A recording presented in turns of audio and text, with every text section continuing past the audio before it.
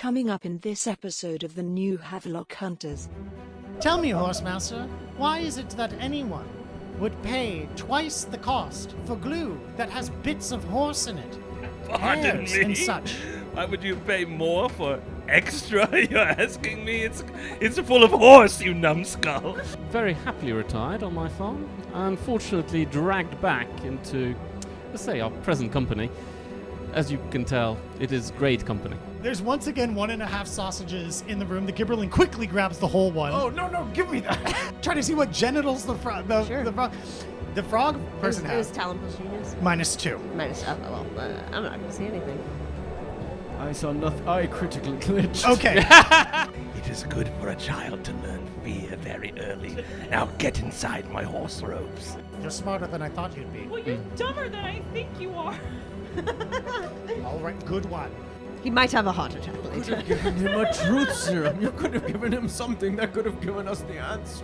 Well, I have Charlie, truth we now have- serum, I please. don't know what you're capable There's no of. I money in trust you. truth serum. There's only money in vanity and longevity.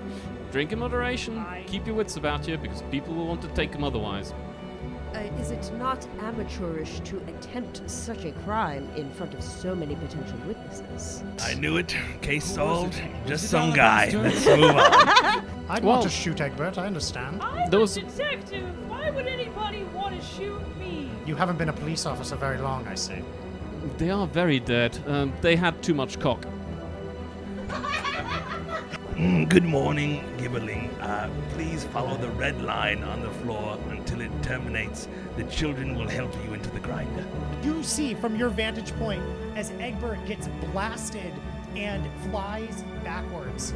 I've got a colleague on the floor, Yeah. life and danger. You can't let that slip by. The honor of the Corps demands that I stand by them. 2 hits. I got 5 hits.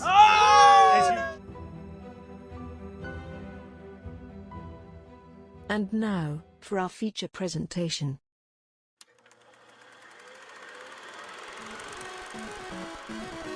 Three centuries ago. Dark days for the people of the old kingship.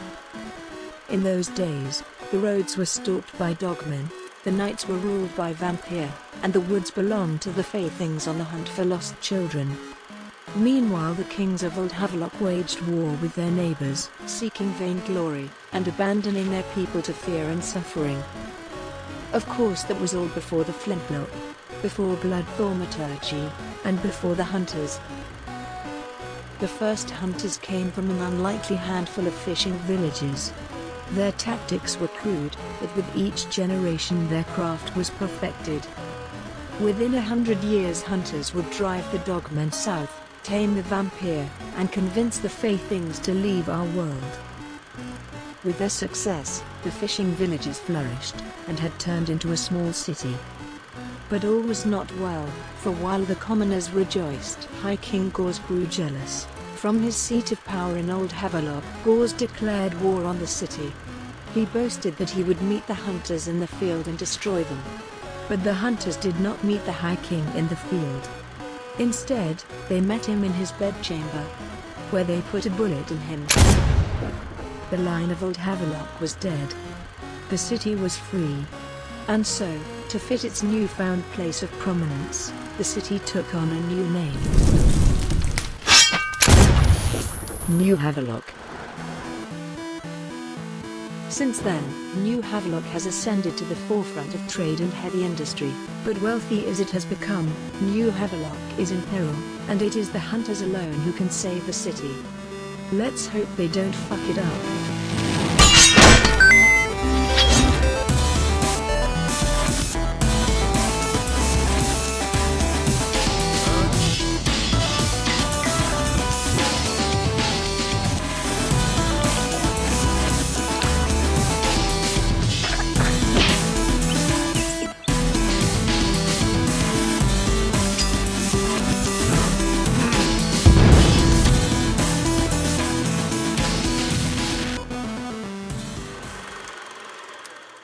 reverse it this time. Let's reverse go around. So yeah, everybody, welcome to Do Haverlock, a tabletop role-playing mystery game where 5 unqualified misfits try to solve mysteries in a post-fantasy 1900s-esque city. We are on episode 3 of Professor Pisswood's last round right now, hopefully concluding the mystery before we move on to bigger, better things, and you all actually get initiated into being hunters. If everyone could go around and say their name and their I'm character. Kay, and my microphone works. I'm Egbert. My name is Alec, and I'm playing Horsemaster, youngster, newborn. I'm Magnus, and I play Alexander Barnabas Cummins, and Lieutenant Colonel for most people. Lieutenant Captain. Captain, I keep saying Colonel. I know, you have ambition. You have ambition. Well, Demoted. ooh. What's up? I'm Bryce, and I play Professor Archer. Hello, I'm Lily. I play Valencia Annalise Montparnaud, and I think I will be calling him Mr. Cum from now on. Mr. Calm. Captain Calm. Captain Cum. He that's rides again. And I'm Peter Schmidt. I'm the Game Master. Thank you, all 5 of you, for being with me. Thank you, everybody who's watching, for being here. If you watched the last session 2 of Professor Pisswood's last round, you would know that in the most prestigious theater in the whole city, in the center of Brandy Block, a boxing match was put on. A big, bold, fantastic boxing match where Maxwelt Bodyblow, the hero of Brookside, came out of retirement to face the nemesis, Foreign Florenzio, all put together by the showman frog that everyone loves, Professor Pisswood. But there was an attempted murder. A crossbow bolt struck Maxwelt in the middle of the match. But was it intended for Maxwelt or intended for somebody else? Who knows? The night was ruined. Everyone was pissed off. From there, the team split up with Lieutenant Captain Archie and Valencia, with Valencia's man-meat Chadwick, going off to explore the booths to try to figure out who fired the bolt, while over here we had Horsemaster Newborn, Egbert, and Mary McIntyre, the lieutenant detective hired by Captain Cummins. You all went to investigate the body. Over the course of your investigations, you discovered a few key things. You found what you presume is the murder weapon, a crossbow, in booth 7, with some spare bolts and a photograph, or rather a torn-off piece of a poster of Professor Pisswood, indicating a potential target. And then even more down on the stage, you discovered one clue, as Horsemaster Newborn was annoyed to say. That one clue was the murder weapon, the crossbow bolt that was in Maxwelt Bodyblow's body, with a black toxin on it.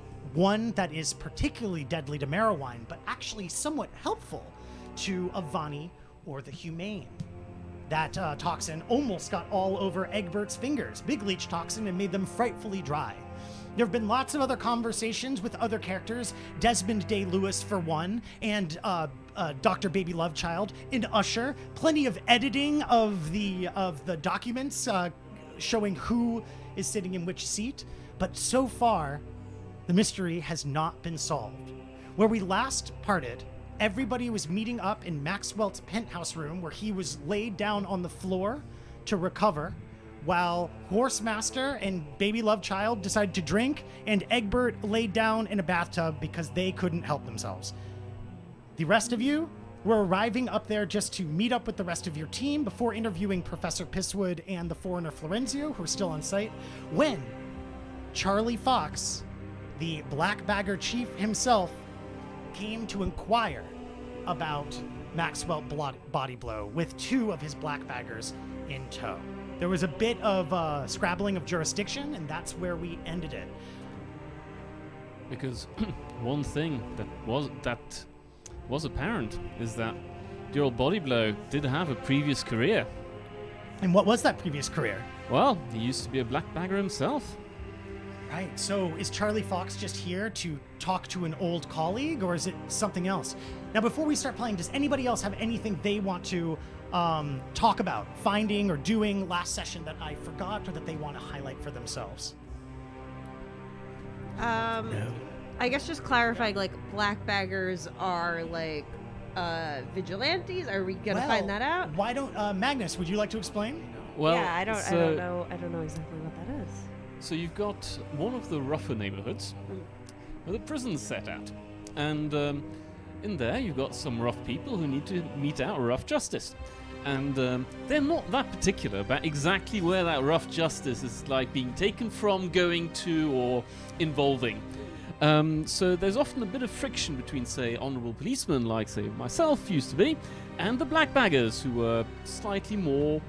They don't abide by jurisdiction that much, and their whole policy is they put a black bag over your head, they pull you into a carriage, and then they interrogate you at their leisure. They interview you. They interview you for jobs and stuff. Cool. It's cool. Also, Valencia, you made a bunch of money last time exploiting the boyfriends of the world. Exploiting, please, helping with their unsightly visages. Please. You're right. And Horsemaster Newborn over here was dismayed to find no gold teeth or any other things. Meanwhile, Egbert found a gold tooth. I did. It's mine. And your hand is covered in sticky crap as you just finished your Gibberling frog work. I suspect it's dry by now, but it is dried with gunk. So, let's start. Let's put ourselves in the last resort penthouse apartment where Maxwelt Bodyblow is unceremoniously lying on the floor, waiting to regain consciousness. To set the scene again, let me swap the music really quickly. To set the scene again, we have Lieutenant Captain Archie Valencia and Chadwick all standing just beyond the doorway, with Charlie Fox and two of his black baggers standing behind it. We have Horsemaster Newborn sitting on the couch with a drink with Dr. Baby Lovechild, and Egbert standing in the hallway completely soaking wet from having just laid down in the tub. It was nice. You feel much more comfortable now. So, Very moist. Charlie Fox. After a close call, much relieved. Yes. Now I am slimy once again. I'm glad My you. pants are quite wet. It is nice. There he is. So Charlie Fox, who I described last time as horribly disfigured from a life of hard fighting. The jaw has been split down the center at some point and badly stitched together. One eye poked out, also badly stitched together, as well as a broken nose. He stands with his head upright, his chin stuck out, making it look like he has a disdainful expression of everyone, but you can't tell if that's actually a disdainful expression or if it's just merely the face, the visage he's locked into. Truly one of the more horrifying people you've seen in your life. Despite his age, which he could be aged horribly 40, or he could be in his late 60s. His hair has turned white from stress. He's built like a truck. Still much shorter than Chadwick, maybe only 5'7", but solid and stocky. Excuse me, too. Well, I said built like a truck. Built like a truck doesn't imply 5'7". Being 5'7" is totally valid. God. There is no such thing as a short king. What? So I do have one quick question. Yes. Maxwell's wound is like relatively cauterized over from the poison, or is it freely bleeding? So Maxwelt. It causes the Maxwelt? maximum welt. Yes. Yes. Maxwelt Bodyblow. Yeah. Okay, actually, you know what? You weren't down there to see it. Can I get a talent plus genius from you to go inspect it? I have a feeling Yeah. you know a few things about wounds. I don't know why you would think that. But. So I'm not going to give you any penalties. Talent plus genius are my least. Okay, I got one hit. Okay, so I think if you look over and just even staring down at the body, you see the botched signature of Dr. Baby Lovechild and a wound that looks red and infected, but is not bleeding at all. You see the telltale signs of glue sticking out between the stitching. Yes. Yeah. Terrible work, but I believe I am able to keep my composure if there is not free-flowing blood. So you're standing in the doorway. Charlie Fox looks up at you, Lieutenant Captain, and goes, "Lieutenant Captain, I'd like access to the room, please. I want to check on my old colleague." Yes, I suppose so. Let's say we're both colleagues here these days. Yeah, of course. Both colleagues. So there's no reason to be shouting about jurisdiction this and jurisdiction that, correct? Well, as long as you don't shout about jurisdiction this and jurisdiction that. Well, you are new organizations, not quite sanctioned. I think I would have more But as you said, we're all colleagues here, and there's no need to shout about jurisdiction this and jurisdiction that. And Then we could just get along perfectly. precisely so. Charlie walks into the room, only a few steps in before seeing Maxwell, who was dropped on the floor almost the moment Egbert and Horsemaster got into the room, and looks down at the body, snaps his fingers at the two colleagues behind him, says, "Put him on the couch." And they pick up Maxwell and start putting him on the couch, despite the fact that you're sitting on the couch. I'm Horsemaster. sitting on the... And Put you'll him move back out on the of floor, Then please. you'll move out of the way. I don't think I'll be doing that. Put him back on the floor. Lay where the you body found on top of him, and they just drop the body in your lap with a hard slap. It's very heavy. You hear Sister go, "Oh!" And then can I get 2 dice rolls from you? Sister shouts at the full-size man dropping down. I've got 1 hit. 1 hit. You hear "whew" as Sister manages to grip the cocainum syringe, despite the surprise. And I too to cover the sound of the voice of a small child. Charlie Fox steps over, looking over the back of the couch, down at Maxwell, tuts a bit, and then walks over to the bar and starts pouring himself a drink. "So, Lieutenant Captain, are you excited about your new position?" It's a job, as you know. It's all a job, isn't it? "Well, I love the work, personally. I don't think of it as a job at all. What have you discovered? I only just arrived on the scene." Well, I say, because it's a colleague, I think we could possibly work together on this, but what we discovered is that Mr. Bodyblow might have been an unfortunate victim as opposed to the target. "You think he wasn't the target?" he says, turning as half-poor. Well, you see, if you shoot somebody with shoot a humane with a cauterizing bolt, that's not really the action you take if you want to kill him off. Cauterizing bolt. There was some kind of material on the weapon? I believe Leech! Yes, I believe it was called Big Leech Chew. And now, my hands... Okay, my hands were dry, Didn't look chewed but now up. they are not. I can tell that they're not. You're soaking wet. And you Yeah, get- it's great. Have you ever tried it before? He- Soaking in a tub. These are your colleagues, Lieutenant Captain? yes, they are. They've been all The appointed tub is by our. still there, ready for you. It's very salty. If you would like to have a... Shall I give you a quick introduction? Yes, I suppose you should. So, actually, probably would be best if they introduce themselves. As say, we're all of equal I'm standing here, Egbert. apparently. There's a tub for you. Thank you. He doesn't know what to say. He's completely nonplussed. He feels like he wants to insult or do something, but doesn't know what would work. It's very nice and lukewarm. Mr. Very Horsemaster? salty. Yes, let me rise like to my brine? feet here. Quick, rise to my feet. Do you wanna try to Both get of up? us. Yes, we're getting up now. Okay, can I get a vigor times 2 roll, -1? Oh, that's going to be quite good, I think. 5 hits. 5 hits. Okay, you're able to get up evenly. yes. You'll just knock Maxwell onto the floor. Yes. With a thunk, Maxwell falls onto the floor. Excellent. Mr. Horsemaster, please. Pardon, A bit of care. Just putting trash back where it belongs. The moment the My moment you name- do it, both of the black baggers step in front of you intimidatingly.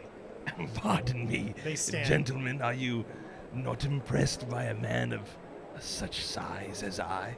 Now that the man stood, you can put the body properly on the couch. And they pick up Maxwell and put him on the couch. They may do as they please so long as I am no longer doing manual labor. My name is Horsemaster Youngster Newborn. Horsemaster Newborn. That name strikes Eminent something. glue baron of Sister's the town. Glue Factory. Yes. Yes, I heard you were out of business. I suppose I am No, mistaken. I don't. We may have some competition in town, but we are certainly we're doing. I have a large force of child workers. Tell me, Horsemaster, why is it that anyone would pay twice the cost for glue that has bits of horse in it? Pardon Hairs me. and such. Why would you pay more for extra? You're asking me. It's full of horse, you numbskull. Charlie Fox reddens around the cheeks a little bit and turns and says, "And who are you, old man?" I'm a professor. My name is Professor Archibald. You may have heard of me. I'm an expert of matter. roll to see if he actually has heard of you. Keep going. Keep telling your bone. I'm very important at the school. I've taught for many years, and one would say that I might be an emeritus professor, maybe the best the school's has ever had, and has never ever been convicted of any kind of I was doing or contacted wrongdoing. about you. Yes, I'm very. It's I been done had before. 2 of my boys go over there and investigate the mysterious circumstances under which your teaching assistants all disappeared. Yes, it's very mysterious, and it's unfortunate that they've never came to any kind of conclusion. But You're right. we go They on. didn't Just come as to any matter conclusion. continues to erode and decay and come and make new particles and come together, so must we all. You know, between this group so far, I'd wonder who was the most nefarious. Egbert, I assume, is the least, but the 3 of you have quite the track record. And what of you, young lady? You also look familiar. I feel I've seen your face on the posters. Oh, of course. Well, I am Valencia Annalise Montparnaud. You may know me by my health and wellness line called Valor by Valencia. Valor by Valencia, And yes. by the utter disgraceful state of your visage, you perhaps may want to look into some of my products. I rather like my visage. I think it makes me distinguished, makes me memorable. I think that's nice in a time where everyone's obsessed with beauty and whatnot. Personally, it disgusts me, but hey, to each their own. Once again, I must ask, which is the most nefarious and villainous out of all of you? Horsemaster has the look, but then again, we always did know that the frog people were quite villainous despite that stupidity on their surface. It's I'm just not a child. stupid. You don't I am need to a speak to them detective. that way. And then we have a Delivery frog boy. sympathizer over here. No, and then, of course, no, we I all don't know care about that. I'm simply That care was about a quite young, rude. inquisitive I don't mind. Even know you. And then we all know about the lieutenant captain's I offered you my indiscretions that led him to Something go back into on the farm, I suspect, with the livestock. the early retirement that was more of a punishment than anything else, as I I was recall. very happily retired on my farm, unfortunately dragged back into, let's say, our present company. As you can tell, it is great company. It'll be great to have an organization that perhaps is as maligned as the Black Baggers. I think we'll get along quite well. I'm He sure. walks over and hands you a tumbler of some foreign scotch from Vishta. You can tell from the reddish color.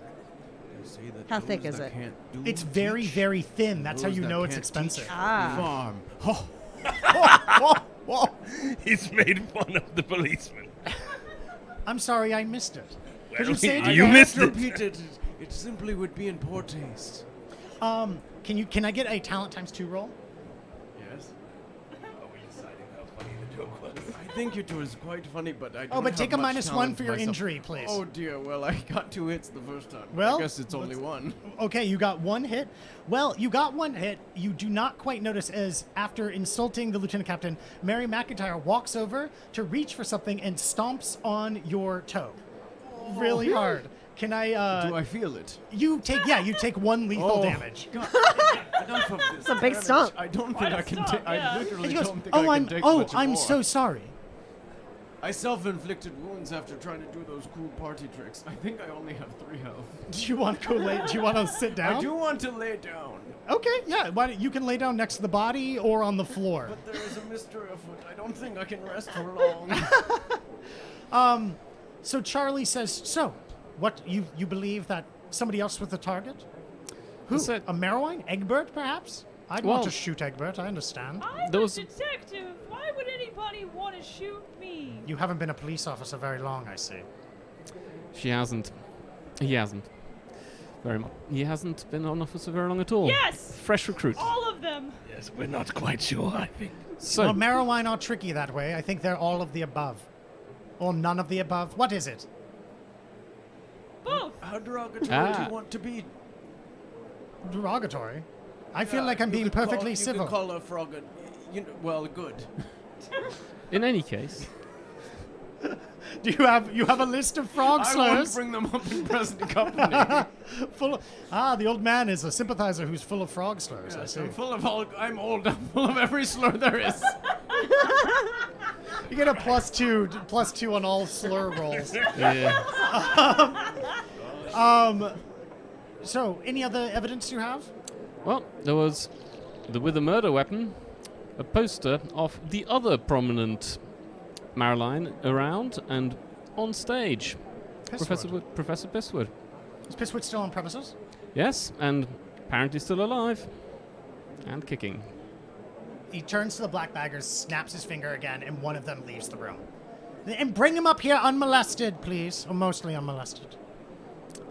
Yep. You would have been the next person we wanted to talk to.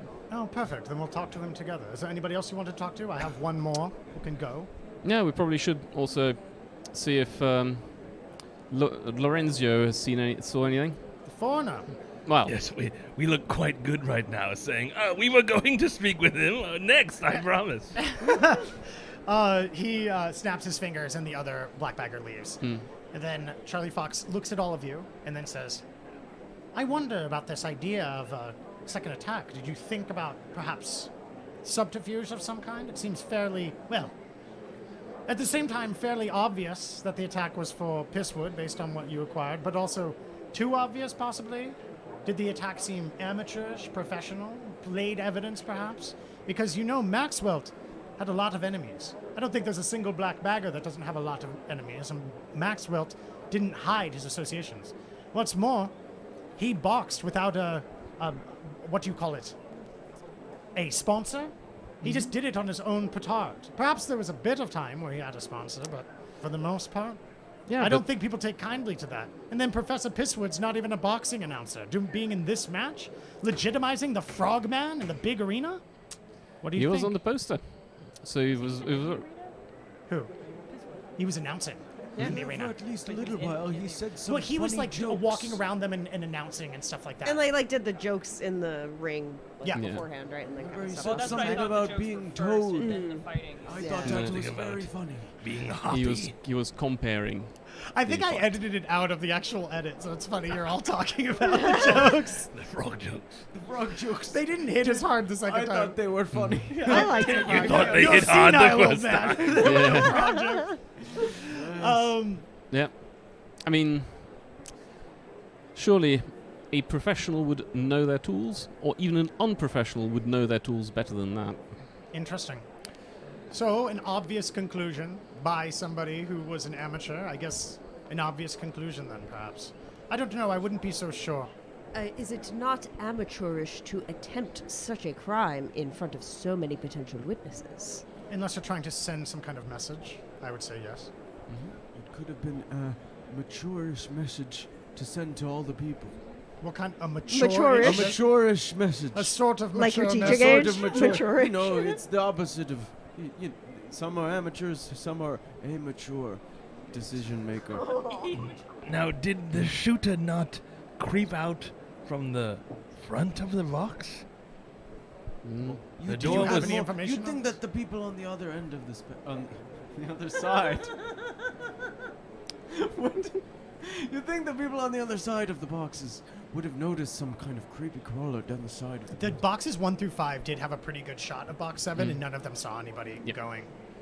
And we've got everybody more or less accounted for who was up in the boxes. So somebody My snuck in. understanding is that the door was closed with a chair from the inside. Interesting.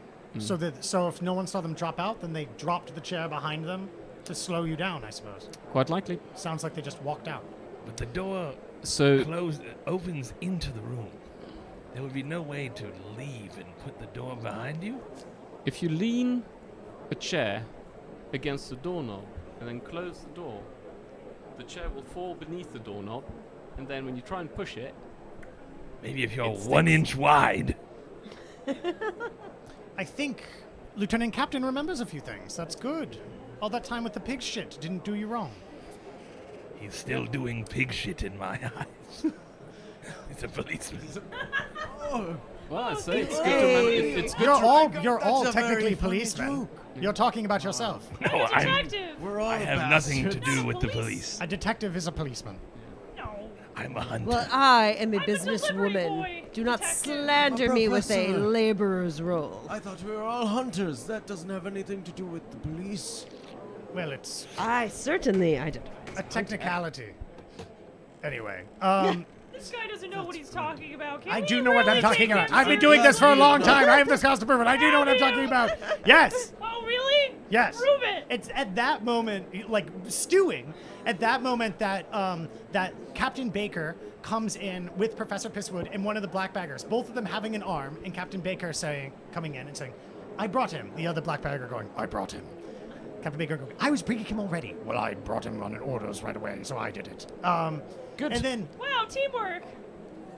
We make an excellent team, yes. he and that's when Charlie Fox snaps his fingers, points at the black bagger, and says, "Strike the frogman." Don't strike. I didn't even do anything. Well, which one? Wait. Sir, Black bagger walks up to you and slaps you across the face. That's really rude. I didn't even Do you try to anything. dodge out of the way? Yes. Okay, can I get talent ×2?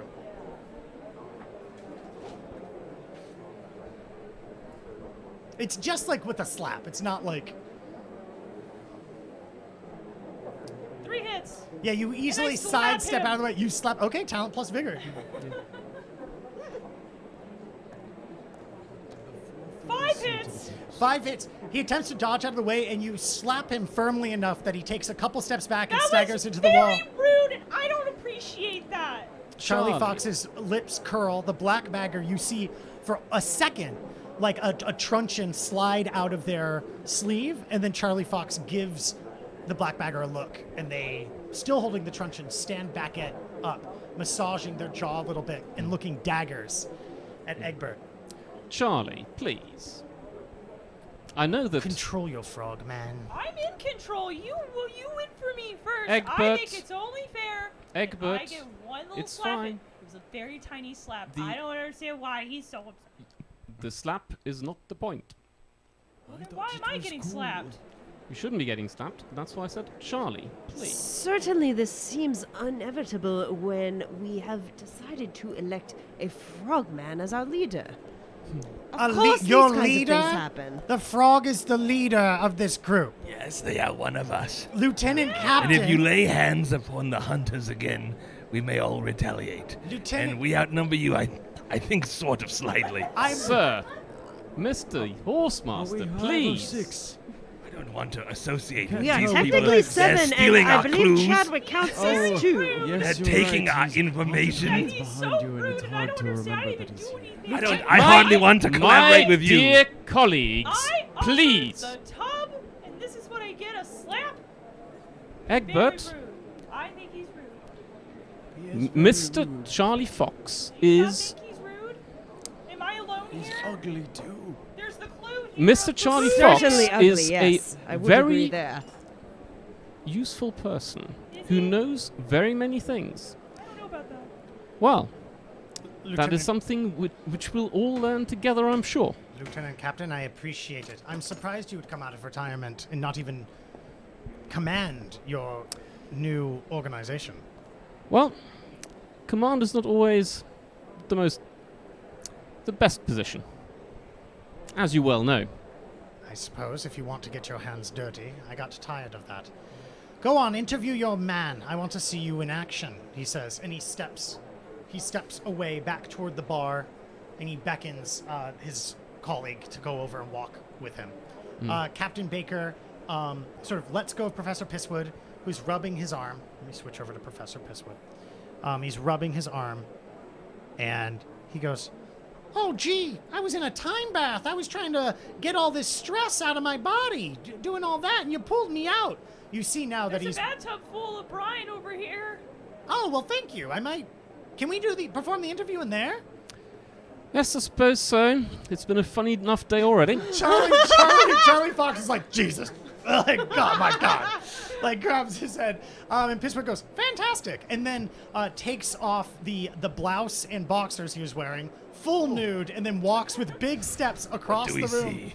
What do you see? Well, it's kind of hard to tell. Can you give me a talent plus genius -2 to try to see what you see? What if I use my little glass? Well, you have the cap on it, so What if I used it now? Probably talent- wise. normal talent plus genius. No. Are we all rolling this to try to If see? you want to try to see what genitals the frog person It was has, talent plus genius? -2. Minus, okay, well, I'm not going to see anything. I saw nothing. I critically glitched. Okay. Archie's eyeballs fell out of his head. Is that Okay, you see the butt as he's walking from behind, and you're convinced that it's a vagina. Professor? Yes. in any case? He turns. He goes, I- "What? What is it?" What school do you teach at? I don't. I'm a showman. I'm a trainer. It's more like professor. Like I'm the head of the ring. I'm the ring leader. You know, like sort of like that. He says. He strikes a pose. He reaches across and over Horsemaster to grab a drink. Sort of like you get a little dripping on you as he goes. That's what the deal is. Do you have something you have to say about me? Why, He's no, a professor. no, He I'm professors. I'm quite impressed that someone of your class and stature has risen in the ranks to professorhood. That's quite impressive. Because I'm a Maroline. Well, yes, that and everything else you have. They turn to you, and then in Maroline you hear. To you, yeah. Solemnly, Professor Pisswood nods and then turns back and walks into the bathroom, and you hear a splash. Boy, what did she say? See? Now we have. That's why I'm asking. I'm an secret- For once, my mind is the inquisitive one, and you're the one with the wellspring of knowledge. Don't Wouldn't you worry share about it. with me the wouldn't same even- way that I would wouldn't share with get you? it. You wouldn't get it. You wouldn't. And see, this is why I believe we should not have let a non-humane into the group. Now there are secrets being I spread don't know. about. I'm all kinds of confused after staring at that beautiful frog.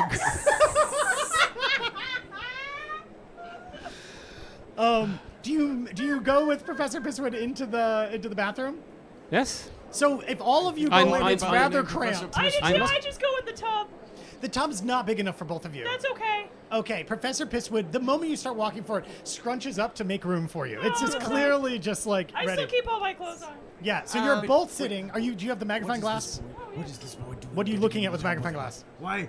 I'm looking at the tub tiles. I would like to see what they are made out of. Okay, it's tiles.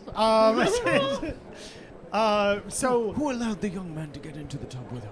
He's half her age, if not. I think it's inappropriate. He's too young. Charlie Fox goes, "I thought that was your leader." Yes, well, it seems I don't understand him any more than I do Adam. Well, he is the leader, and he's solved the mystery of the tub tiles. Now close the door so we can do our interview. Yes, I will be staying out on the couch with Chadwick, Okay. doing cocaine. Okay, very good. All right, so inside the room, Professor Pisswood turns around and says, "Well, it's not a time bath, but it's better than no bath at all, as I always say. God, this was supposed to be my big night." And flicks some water around. My big night, all ruined. Gosh, so are you here to protect me? Is that what this is all about? Well, we first want to find out what,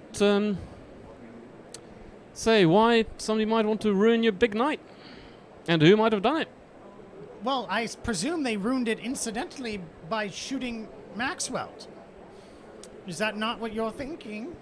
Well, first I want to know. I mean, why would you call it? Why would you call it especially a big night? I mean, what made it special for you? Well, I'm a showman. I'm not bragging when I say I'm probably the most popular Marowine outside of salt pans. I know I'm a mixed bag inside salt pans. Ever since I was exiled and, had to make it on my own.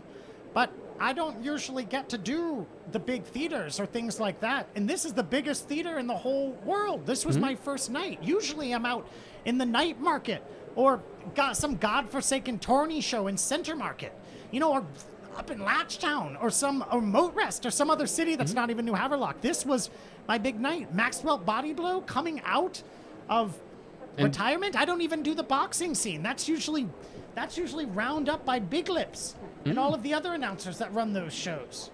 So, how did I'm you? qualified, of course. I'm 10 times. My lips are 10 times bigger than Big Lips, but Yeah. So, how did you get this gig? How do you manage to get this breakthrough? How did you finally manage to break the big ceiling? I don't rightly know the answer to that. I was just asked to do the gig. I think it was a bit of a spectacle match with Maxwelt coming out of retirement against Florenzio, who's known to also be a bit of a showboat, one of the most ridiculous of the boxing characters. And I think they thought, oh, let's match spectacle with spectacle. At least that's what I presumed. I was just offered the job. Yeah. I mean, to be real, I do a lot of prestigious jobs. One day this was coming to me, I presumed. It's not... It's exceptional for tonight, but I assumed it would arrive eventually, Yes, of course. But so who offered you the gig?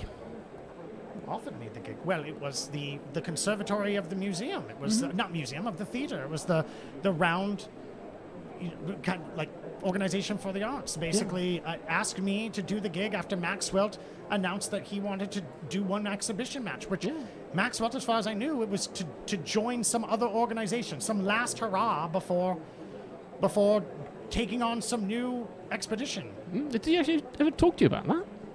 Well, Maxwell wasn't a friend of mine or anything like that, but he made it clear why he wanted it. When they offered me the job, I asked why Maxwell was coming out of retirement. He'd been retired for a couple of years, and they just told me that was the reason, and I assumed it was spectacle mixed with spectacle. I mean, it was a lot of spectacle. We had a near full house. The box wasn't full, but I don't expect the higher society types to come out for someone like me. I'm too risque and whatnot. Yeah, but you did make the bill. Of course I made the bill. I mean, I'm Precisely. I'm a big fucking deal around here, if I'm being honest. Yeah, precisely. So, not to put too fine a point on it, the point of the crossbow had a poison aimed at Marilyn. It had the leech poison. It had big leech poison on it? Oh my god, they were shooting. Why would somebody want to kill me? I got it on my hands. They were very dry. I'm so sorry. He looks over your hands and goes, "Oh, I'm so glad you got away unscathed. That's terrifying. Oh my gosh. So, Shooting at me? Oh my gosh. Why am I safe here? we believe so. We've got some of the They left my boys downstairs. My boys, they're supposed to keep me safe. They said to leave my boys downstairs. Could you get them to come back up? It'd feel much better. The children of yours? I'm sure. They're my attachés, my protectors. They're my. Oh, I'm sure we could bring them up to make sure nobody gets into the suit. But let me tell you, we've got some of the sturdiest and most brutal policemen in the city looking after you. I'm not sure that makes me feel better. Certainly, nobody else will be disturbing us, which is very good. So hence part of the reason I was asking, like, who offered you the gig and so on and so forth, is partially to work out if there was any particular special meaning with you being on this stage tonight, or if somebody else might have been on this stage tonight but couldn't be for the big match. Well, I mean, as I said before, Big Lips, that's Linda Johns, of course. Mm-hmm.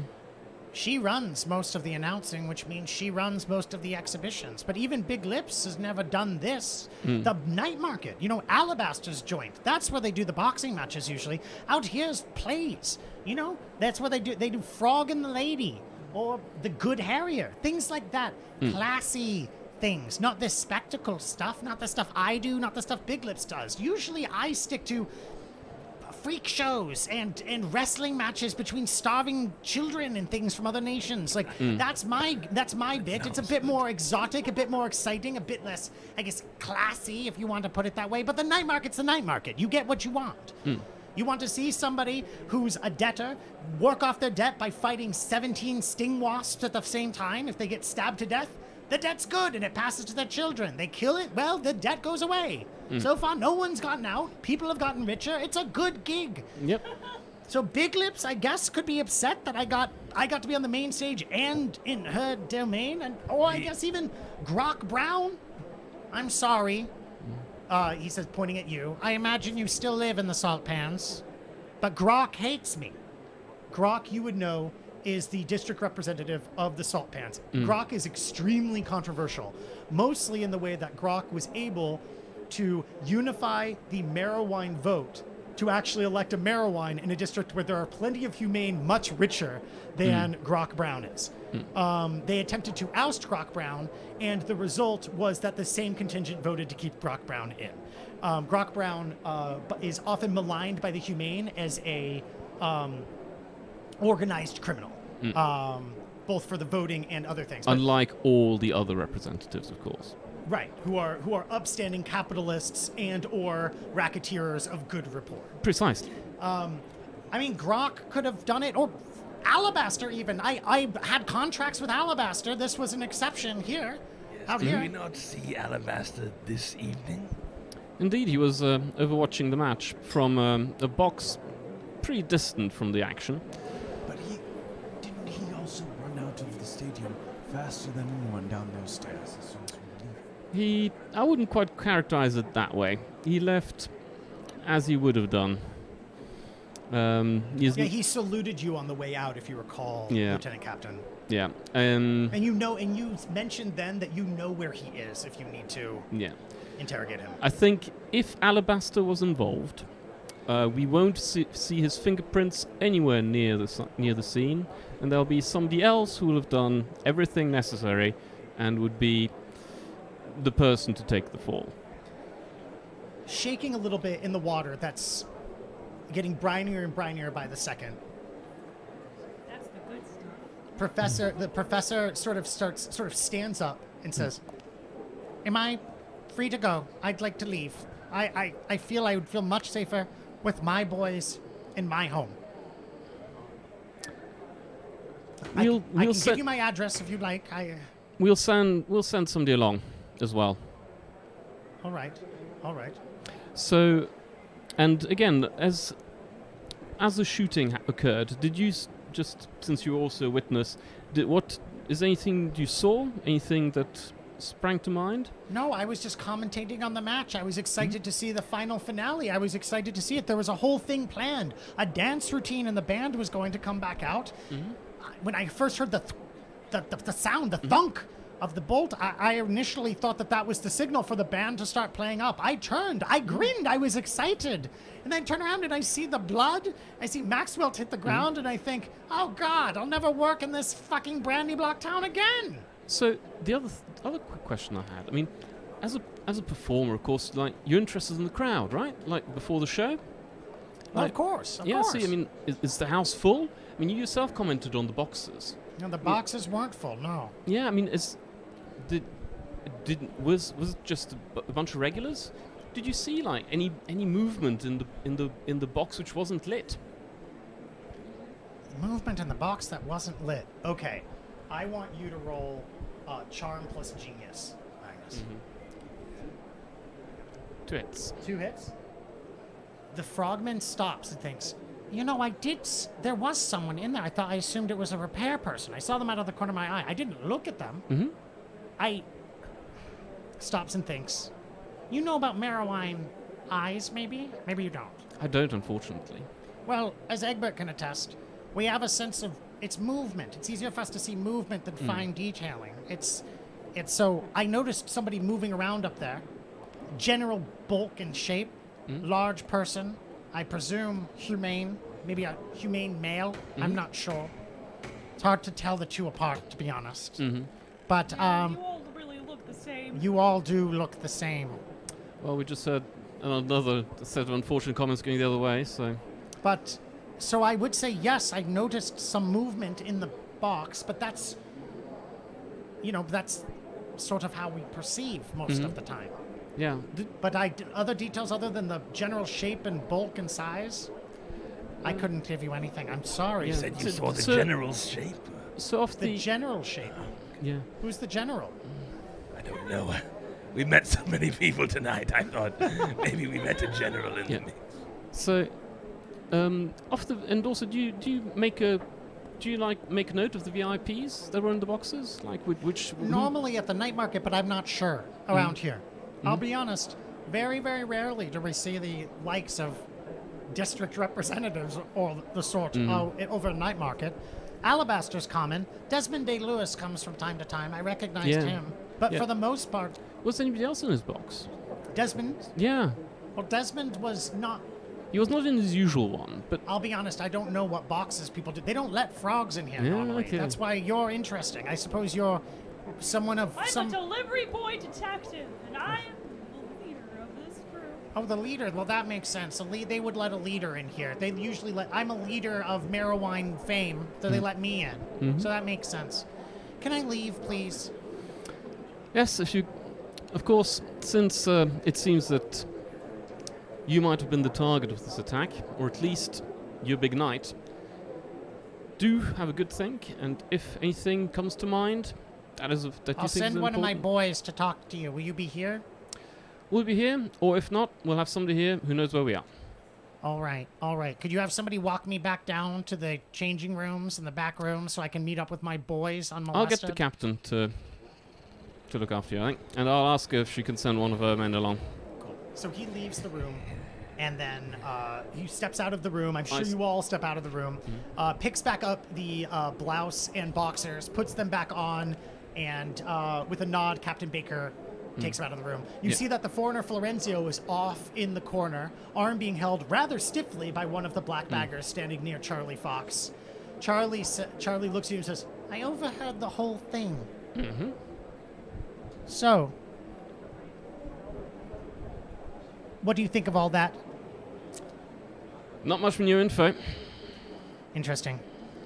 I asked the. I suppose you want to ask the foreigner a few questions now. Yeah, more just to see if he saw anything, because he was facing.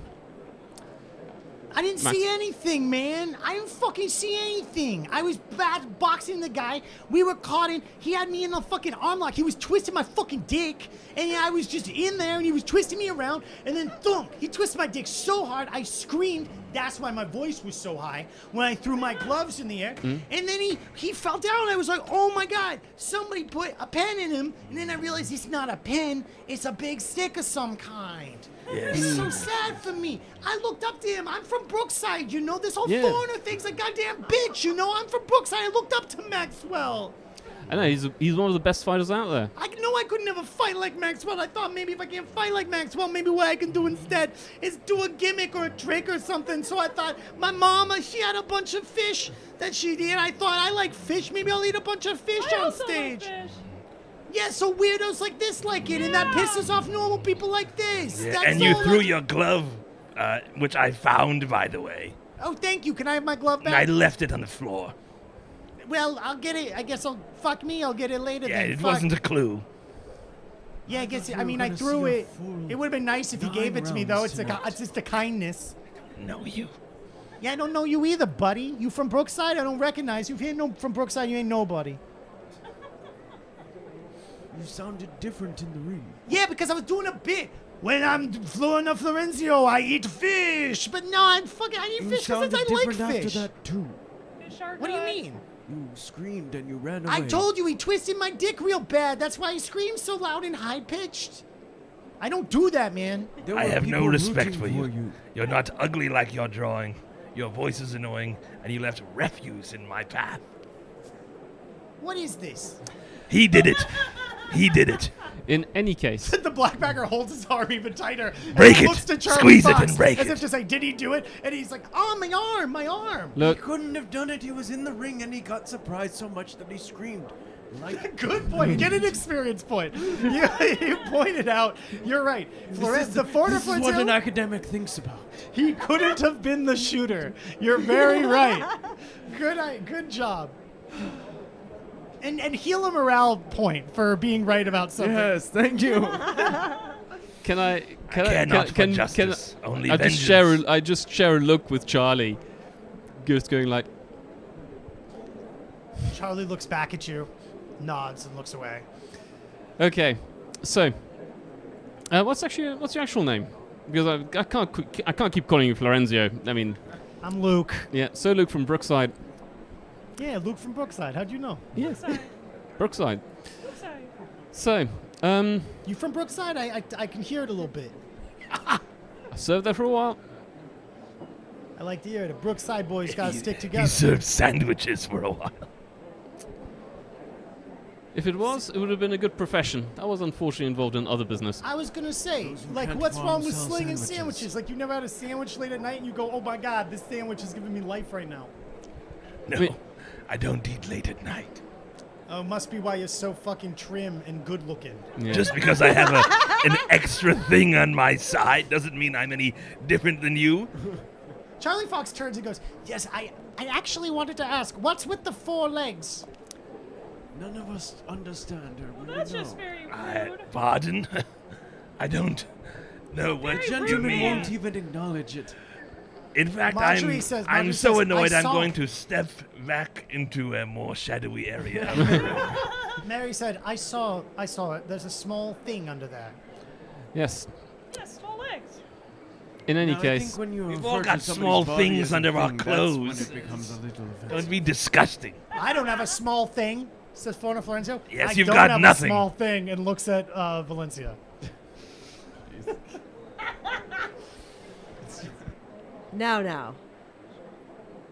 We need to know. We need You to were. know. We need to know. We need to know. So, we have determined with our superior intellect that the shot came from box 7. And you may have had a view of that box that nobody else in the arena had, besides perhaps Maxwelt, who is indisposed, and, of course, Professor Pisswood. Look, So, lady, you're hot and all, but your ears don't work no good. My dick was being twisted. I never been in this building my whole I'm life. sorry, was your dick being twisted or your eyeballs? Look, can I get a hell yeah for people who's got their dicks twisted and know No, that their no. eyeballs twist No. He's too? onto something. You will get nothing from us. His back was turned to you. And there were his many- back was the part that was shot. All right, where is Yes. it? Where the shot come from? Where am I supposed to be Right- looking while right my ahead balls of you. being twisted 12 and my o'clock, dick's being sir. Straight cocked? ahead. It is where your eyes would have been looking amidst were- your dick twist. And might I ask, did you enjoy the dick twist? Okay, get a +2 on charm plus genius for that intimidating move. Yeah. As you call out the exhibitionist Florenzio. Charm plus genius plus 2? Yeah, Okay. Alright, 1 hit. 1 hit. Yeah. Goes, 7 dice. Look, I fucking didn't see nothing. I was going blurry from all of that shit. Did I like it? I don't know. Sometimes, like, you get bigger out of stress. Sometimes you get bigger because you like a thing. I don't know what that means. Like, who's to say what anything means? Sometimes you see, like, Maxwell, and he, like, shakes your hand, and you get bigger. And it's just, like, because you're excited about opportunities, but it doesn't mean anything. Luke. Nothing means anything, if I'm being honest. What does anything mean? Look, I drank whiskey this morning. Does it mean that I, like, think whiskey's hot? Like, Luke. no. I think that is enough detail of your. Like, what? What? What kind of question is that? Pervert over here asking me if I get hard I'm drinking just whiskey. curious about the way that matter flows and the way it goes from one thing to the next. You're talking about getting soft and hard. This man That's is like disgusting. going- It's the transition of matter from liquid to solid to gas. Please, Professor. Restrain yourself a little. Can't be contained. You get old, you start thinking. How do you feel things. about his It's like explanation of fluid incontinence, it just dynamics and happens blood whenever. flow? I feel like I hear very little of what comes out of this ugly little man. It's straight facts, as the kids say, so shut the fuck up. Now, Luke from Brookside. You seem like a man of intense vigor, but perhaps not as much as you used to have.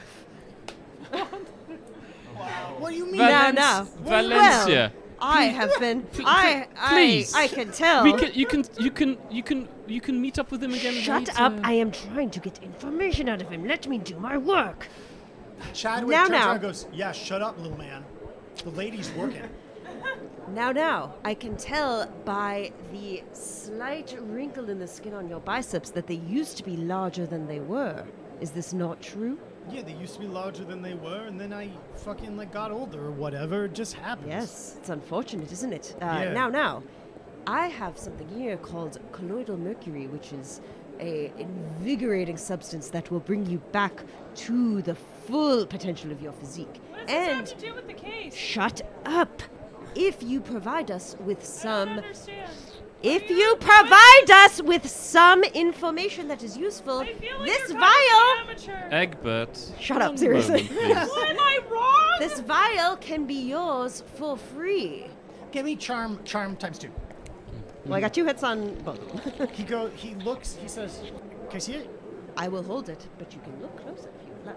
While He it is looks- in my hand. He looks real close. He goes, that's real pretty fingers you got there. And then Yes, they are. he takes it out of your hand and he touches your hand like a little bit with his finger. He does that thing where he like rubs his finger along Oh, that's your hand. horrible. hand as he gets it, and he does a little wink and then tries to like take a step back, but he's being held by the black bagger. He goes, get off me, man. I'm doing my thing. He goes, so what do you want to know, sweetheart? Like what was going on? I've never been in this building before. Now, I know you saw something while you were amidst your dick twist, because your eyes would have been focused directly in the direction that the shot came from. Okay, give me- So what give me did a- you see? One more. Charm plus talent. Charm plus talent. Yeah. Okay. Time. Yeah. Oh, 4 hits on that one. Okay, he goes, look, what do I see? I see people in boxes looking and watching. I see some assholes having a wrestling match of their own in one of the boxes while I'm doing a wrestling match, like not respect. I see a guy crying in one of the booths. I see one of the booths is dark as hell, but then there's some guy stumbling around in there. I see another booth where there's these 2 guys that one of them's making out Yes, with this yes. girl. Go and the back. other- Go back to the dark. was The the dark stumbling box. It was just some guy. He had a hat on. He had mutton was chops. big, What about he had him? mutton Okay. chops. All right. He's big, he's got mutton chops. And a hat. I knew it. Case Who was solved. it? Just Was it some guy. Alabaster? Let's move on. Because that's all I saw. It was Mutton dark in chops there. and beef. What? And my dick was being twisted. It was being twisted to the heavens. Yes, that is why it has lost 2, maybe 3 inches. Stop talking about my dick losing inches. You don't know nothing about my dick's inches. After the Oh, shot. I do know. I'm getting out of here. He tries to walk away. The black bagger holds him Yeah. steady. Let him leave. After- Let him no, leave. after the shot, did you see anybody crawling down the side? Did you see any weirdness coming out of the booth? Not through the doors of the booth. I mean, I but on wasn't the looking. I walls. was screaming. My dick was in pain. Yes. It had grown like 3-4 inches because of how much it was twisted. And he I was threw a my big gloves man. up, but I didn't see nothing. Looking around. If he What was a kind of- big You man saw mutton stumbling chops? around, What did most he do? likely other Did people he have seen move? him. Look, I'm saying I'm scanning the audience, have a seeing if people good- doing a good good job while I'm description. performing. Yeah. I don't know, I don't know what he's Yeah. up to. I don't know his name or nothing. What kind of hat do you have? What kind of shape? Was it a shape like this? In our world, like everyone this? wears a unique hat. I don't remember. Hold on, one Yeah. second. Talk amongst yourselves. I'm gonna look up. I'm Yeah. gonna look. I'm gonna look. Going to have to ignore the portrait coming No, up I'm on not the putting it screen. on there. I'm gonna put it on my. Yeah, don't look at the screen. Stop looking at the screen, everybody. Don't look. Mutton don't chopped, man. Mustn't look. Who could it have been? It is someone large and with mutton chops. There are suspect not many we've met people them under this that night. description in this arena tonight. Not many at all. Did you see them? They probably came to our Top hat. little- It was, it was he had a hat. top hat on. Obvious silhouette. How could I forget? Mutton chops, top hat. It was Big. Abraham He Lincoln. was big. Can I go? Can I go? I want to Yep. preserve these inches. I think you told us what you can. What do I do with this shit? This silver You shit? either lose it or you use it. So get to Yes. it. Why don't you drink the whole bottle at once, right Shower now? Or a Okay, grower. give me another charm times 2. He's not growing on me. Take a He minus didn't give us 2 any for good your obvious answers. malevolent Yeah. vocalization. Yeah, sure. I still got 3 hits though. I got a critical glitch. He goes, drink it right now. All Yeah. right, I'll preserve my girth. And drinks it. What does it actually do? I mean, it's steroids, so it's gonna shrink his girth and give him a bout of rage. Yeah, okay, yeah. he's pissed off He now. goes like, oh, that feels good. That feels good. He wrenches his arm from the black bagger and then leaves the room and goes, see you later, suckers, and then leaves the room. He might have a heart attack You could later. have given him a truth serum. You could have given him something that could have given us the answers. You think Well, I have Charlie, truth we now have- serum? I don't Please? know what you're capable There's no of. I money in trust you. truth serum. There's only money in vanity and longevity. So that's when Charlie Fox turns back. He says, well, that was, I guess you got something. You have an idea. If they didn't leave and didn't change their clothes, I guess you can identify them. The mutton chops, I guess, was something. But you yourself have mutton chops, Lieutenant Captain. Did anyone think about Egbert? Did you think about if the Lieutenant Captain did it? No, he's not big enough. Why would he do it? He was in the But he's got box mutton with me. chops. He was in the box with me. I thought I could could- He's even not do big it. enough. You're smarter than I thought you'd be. Well, you're dumber than I think you are. All right, good one. If the team gets smaller, we all get paid more. But I must admit, for the first time, I've been impressed by your farm detective skills in that bathtub interview. I'm going to get my boys, and I'm going to ask a few questions. I'm going to hit up Alabaster. Mm-hmm. I'm going to go talk to Big Lips, Lisa Thomas. And is it Lisa Thomas? I might have said that name wrong. I'm going to go talk to Big Lips, Linda Johns. You get totally different names. Well, you know, I want to be You said consistent. Lisa earlier. No, Big Lips, Linda Johns. Did I say Lisa before? Big Lip. It was Lisa Johnson for a moment. Well, I'm going to go talk to Big Lips, whatever her name is. I'm going to talk to Alabaster. I'm gonna hit the town, ask a few questions, see what's going on, ask the ushers.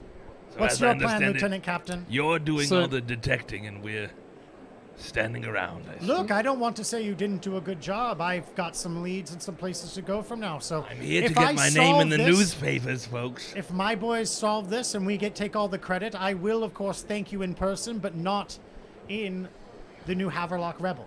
I promise you. So, Lieutenant Captain, unless there's anything else, may the best detective win. Thank you. And he walks out, the black baggers leave. One of them really gives you a look, like walking like close to you and turning to face you, Egbert, the entire way out. So we're really just gonna let them go then? Well, They challenge our authority and we let them walk out of here. Is that how it's They going? didn't even do anything. Dr. squeeze Lovechild, that Dr. magic Lovechild goes, bomb. the frog's good at fighting. Did you see that? That was a black bagger who got knocked on the ground. That was cool. I feel like I must go back to my hotel room alone. None of you get to go to my hotel room. Some friend. Well, I've got things in there. No, and I want to I see them. certainly am Well, not, you're not going going to put in any effort for something I am not even being paid for. However, the ease with which you let them just walk all over you is frankly disappointing. well, what we want, if you want to own them, you need to own them on the field, not when they're like just standing there like a bunch of fools. So anyway, Slap Or him I on could it. He looks poison like a them in real this fool. hotel room right here. Why not that? because how to best put this? I don't think it would like get us off on the right foot with the various district representatives, especially the district representative of Mr. Fox's district. The root. Oh, The you root. know, you're right. I did not realize such an ugly man could be of influence, but I... Unfortunately, for many people, he is a man of importance and somebody with little sense of humor. And I am amazed that we managed to discomfit him so much in the course of 30 minutes. Yeah, do you have any morale damage? You don't. Take an experience point for your pride there, Lieutenant Captain. Just give yourself a tally on, Yeah. on your sheet, an experience point. You hear a little cough of Maxwell, sort of like coughing a bit of glue comes out of his mouth. And for a moment you think he's going to wake up, but he doesn't. Dr. Baby Love Child stands up, looks at him and goes, glue withdrawal, but it'll be fine. So what are you going to do? I Yeah. figure I'll go back to my room. Should we leave him here on the couch? Well, we'll probably want some... Wait. Could I potentially offer him a sip of my healing flask to see if he is able to come to? You're not saying this, right? Yeah, You're yeah, I'm asking asking. me I'm asking that you. if you gave a sip of your flask, Yeah. would it possibly? Yeah. There's a chance. My We'd have to special roll flask. for it. Yeah. But there is a chance it would expedite the process, maybe make it even happen instantly. Okay. Yeah, let's do that. What am I rolling? Okay, so you start walking forward with the flask, and Lovechild goes, alcohol won't do any good. Trust me, I've tried it. I'm a celebrity. Yes, but you have not had this alcohol mixed with my own concoction of herbs and healing salves. Now, let me just try a sip and see. Steps back and goes, well, if he's dead, he's on your corpse. It's a terrible signature I did anyway. Go do it. Yes, that's fine. Okay. So, Okay, so I think let's roll magic times 2. Because the magic Yeah, yeah. represents your own or Strength. Okay, yeah, that works. And let me see. 2 heads. So it goes down smooth. You hear like a bit of a cough and then a sigh of relief. The infected area, almost immediately, the red that's coming around the glue seems to lighten, become more of a normal skin tone color of Maxwelt. And you even notice the wound tighten slightly and glue just kind of gush out of it a bit. As it doesn't seal completely, but it seals a little bit. And then he calms. And you can see just your primal predator instincts. You can kind of see the pulse slow to a calm state. No one else can tell this happening. Yeah. He's not regained consciousness at this moment, but you can see it did something good. Chadwick comes up to you and grabs your arm a little bit and was like, "Babe, I thought you didn't share the flask around." Now, this is for work, my love. You want to stay in our fancy loft with our fine things.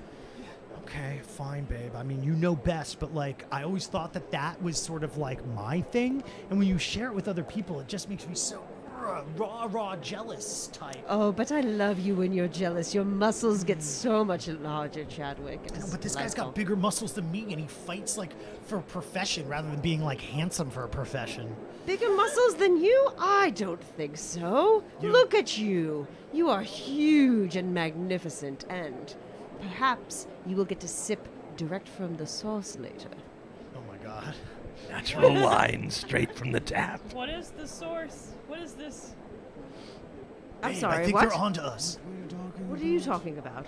What are you talking It's about? nothing. Look, the thing is, Let that me Babe and I like engage doing with crazy sexual shit. banter with my man-thing we in had peace. sex Please, on the frog crossbow boy. earlier. We had sex right on the crossbow. Yes, it Well, was that's delightful. just tampering with evidence. It's not tampering with evidence. It's getting our fingerprints all over it so people know it wasn't us. Oh, okay. Yeah, you're right. We prefer to think of it as what? eroticizing evidence. Thank We you. had sex on the crossbow and we took one of the bolts as a souvenir. I've got it right here. He takes it out, twists it between his finger, and he goes, "You don't want to know what happened to this. You don't want this. You don't want it in your evidence bag. It stinks bad."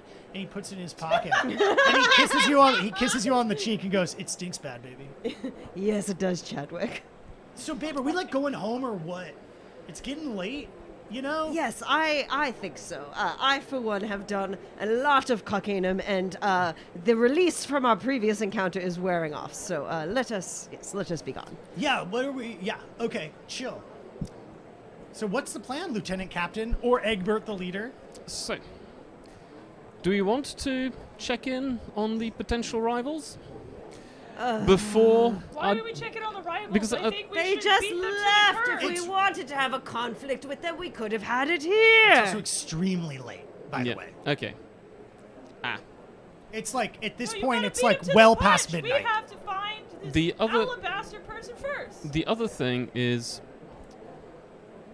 you didn't, like, just out of briefly, you didn't describe all the people who were milling around in the corridor, and because we did go through the booths.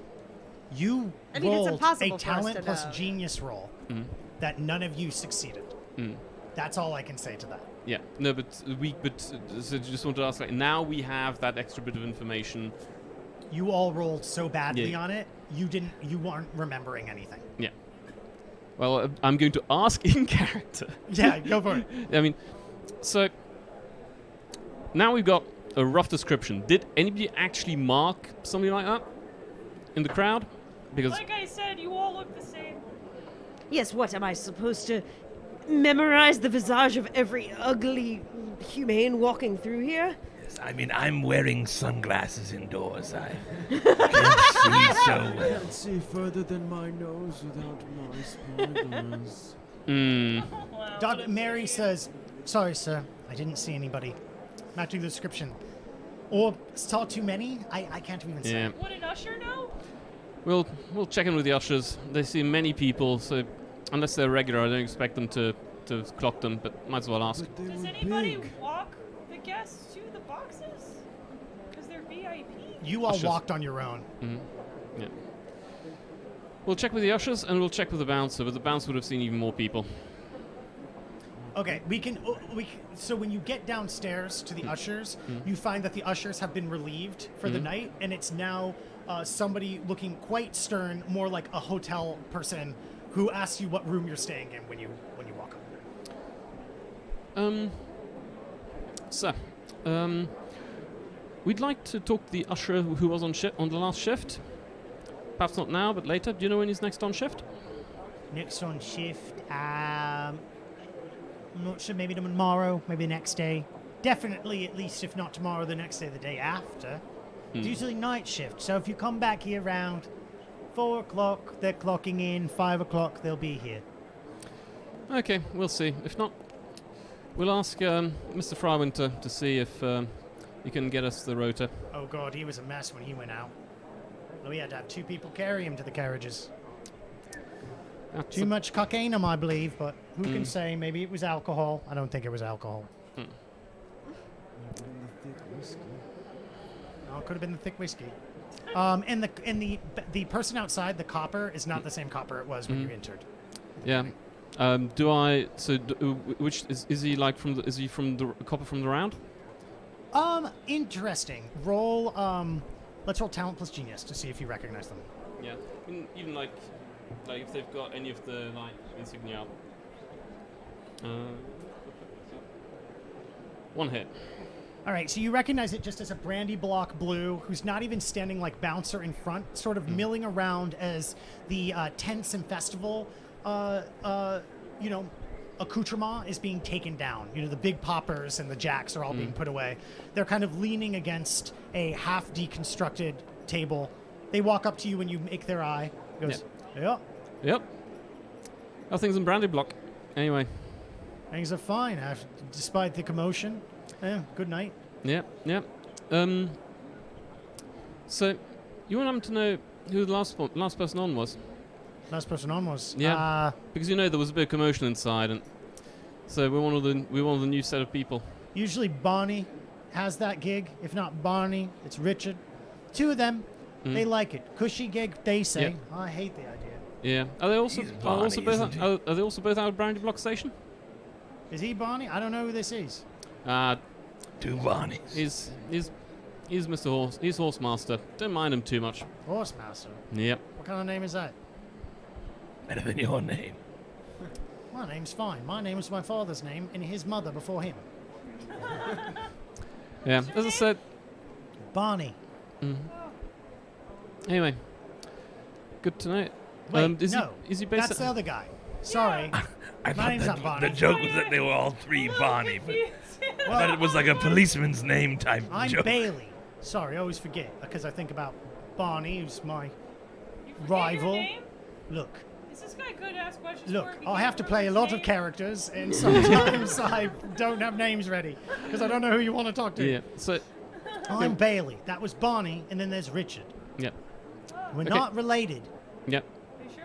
Yes. I mean, you forget your name, so you might forget your family. And you probably forget which way you got to pee front and back sides because you're a fucking frog. So That's not how it nailed it. works. Nailed Got it. you there. Just seeing the other frog, I understand what you're saying. Anyway. Okay. So they're both out Brandy Block as well then, since like your colleagues. Oh yeah, round police. Yeah. Okay. Thanks. We might see if we can chat with one of them later. No problem. You can come Well, on let's here. go home. Egbert, you can come with me if you'd like. No, I have my own home. Thank you, though. Sensible. So at this point, Dr. Baby Love Child starts walking out carrying 2 humongous bulging briefcases and says, well, I cleaned out my room and I'm on my way home. I turned off all the lights and I left him on the couch. It seems like he should be totally fine and he'll wake up confused and terrified, but, eventually he'll ask for room service or whatever and be okay. So he's alone up there and What's in your I'm going home. suitcase? So- What's in my suitcase was what was in the room that I wasn't going to let you look at. I have to be off. I'm doing things in my room. Now, policeman here, you perhaps should stay overnight until the boxer wakes up to ensure he does not get away before questioning. Yeah, you Yes? can have the key. He flicks you the key. Yes. Take the key. Yes, you stay, and stay and I will watch. go home to do more cocaine with my man friend here. I'm Goodbye. old and tired. I need to go back to my dorm. And the ferry's going to take forever to get across the river this time of night. I don't mind. What's Okay. the plan, Lieutenant Captain? So Or Mary. Egbert? Yeah. So Wow, we had The a good unlikely sleepover pair. with the rest Wrestler The bath man? is already Well, drawn. you already found the bathtub. I Okay. do love the bathtub. So the lieutenant captain and Egbert are going to sleep over. What And about- I'm going to going to keep an eye on the victim. What about you, Horsemaster? I think I'll go home, strolling back through the terror lights once more. And Sleep at yeah. dawn when I arrive home. yeah, I'll also ask. Yeah, so Mary, also, tomorrow, would you mind just looking up on the usher and the coppers? Oh, no problem, sir. I can do that. Yeah, just to check if they know. I mean, Do you need me to It's a- stay with you tonight, sir? yeah, should be good. All right. Well, good Look luck. Look after yourself, and yeah, I think it's a long shot that they know anything, but got to check up the leads. She reaches in her pocket and holds out a deck of cards and hands it to you and says, "Just to pass the time, sir." Thank you. Know my habits. And says, "Well, goodbye, everyone. It was nice meeting you. I cannot wait to work with you in the future." And then she turns and she leaves. And the rest of you depart as well, and the two of you go back upstairs, correct? Mhm. Yes, we go back in the briny tub. So, okay. So if there's no other things anyone want to do, I think that's a good time. We're going to take a little intermission right now, like a pause, then we'll come back for about for the conclusion of the episode. Welcome to the new Haverlock Hunters intermission. The live stream will resume shortly. In the meantime, please take note of Hunt Marshal Oleg's observations on our dreaded allies, the vampire. There are lessons that no one is taught but everyone knows. Do not walk the forest road alone at night. Do not take dark shortcuts with flashy bravos. Do not accept a ride with a nobleman after nightfall. For time untold, before history even existed, the children of the northern continent lost sleep contemplating such stories. This is the legacy of the Nightkin. In the last 99 years, however, the warm-bodied have had some cause to sleep soundly. Not much, but some. The vampire flourished in the old kingship, but they spotted things going sour before anyone else did. Nightkin have always had a knack for noticing which way the blood's flowing. When New Haverlock and the other free cities raised their banners, the vampire realized what the aristocrats of the old kingship did not. Incorporate or die. No choice at all really. There was a civil war between the Nightkin. Some vampire were too feral or too fat to see what was right in front of their eyes. Those vampire were staked or burned or driven away, and the Gurukai sealed the Nightkin's allegiance by terrorizing the High King's soldiers whenever they attempted to occupy one of the free cities. The occupation of New Haverlock famously only lasted 4 days. Most people credit that to the Gurukai, as much as they credit the bullet that split the king's skull. Once the war was won, the Gurukai offered New Haverlock a list of promises in exchange for peace between them. 1. No vampire will live outside of the Twin Fangs district. 2. No vampire will hunt without magistrate permission. 3. The vampire will care for any warm-bodied sapient living in the Twin Fangs, so long as they pay a monthly blood tithe. Since incorporating the vampire have done quite well for themselves. The feral don't go hungry and the nobles don't get their estates burned down. Every now and then there might be a kin that forgets the Gurukai's promises and acquires a taste for city hunting, but the Nightkin have a knack for fixing such problems before they get out of hand. At time of writing, the politics between the Nightkin and the Haverlock Round are rather simple. The vampire follow their promises, and the trade magistrates don't rally their militias. But there are plenty of factions in the city, with plenty of political complications between them. Anyone looking from outside in might think that the vampire are happily united around the Gurukai. The Gurukai is, after all, the oldest and most well-known vampire on the northern continent, but 900 years is a lot of time to make enemies. The Gurukai's civil war against the fat and feral is still fresh in the minds of those who had to flee to Ulstrad. While inside the Gurukai's court there are elder vampire who believe that the Gurukai gave up too much. This line of argument insists that the humane ought to fear and respect the Nightkin properly, not regard them as equals. So while the blood tithe might be popular among the younger kin, There still are many elder vampire who see it as their right to hunt the warm-bodied and purchase real estate as they see fit. Then there's the Chantry. It shouldn't surprise anyone that a cult of hematurgists who believe it's their mission to help the humane discover the truths about their blood might see the vampire as parasites. The Chantry believe it is their duty to lead the warm-bodied to godhood, whatever that means. Many times the Chantry have attempted to rewrite the terms of the Vampires Treaty, but so far those attempts have failed. The Humane and Avani might be short-lived, but they remember the Vampires' service in the war just as well as they remember the Chantry's cowardice. After repeated failure, I'd have thought the Chantry would just give up, but apparently it's become a matter of pride to the hematurgists ever since half the Chantry's legends were banished from New Haverlock for taking up arms against the Nightkin. In terms of ability, let me speak from experience. Each vampire appears to derive its powers from whatever vampire birthed them. If Papa Vampire can fly, Baby Vampire will probably be able to fly. If Mama Vampire can lift a horse over her head one-handed, then so will her child. It seems older vampire have more powers, meaning an old leech's freshborn is going to quickly overpower an older vampire birthed by someone younger. Of course, these rules aren't all-encompassing. I've heard of old kin getting licked by their youngest from time to time, but those stories are few and far between. Even fewer and farther are stories of humane taking on vampire and surviving. So take my advice, if you're warm-bodied, do not fuck with the Nightkin. The end.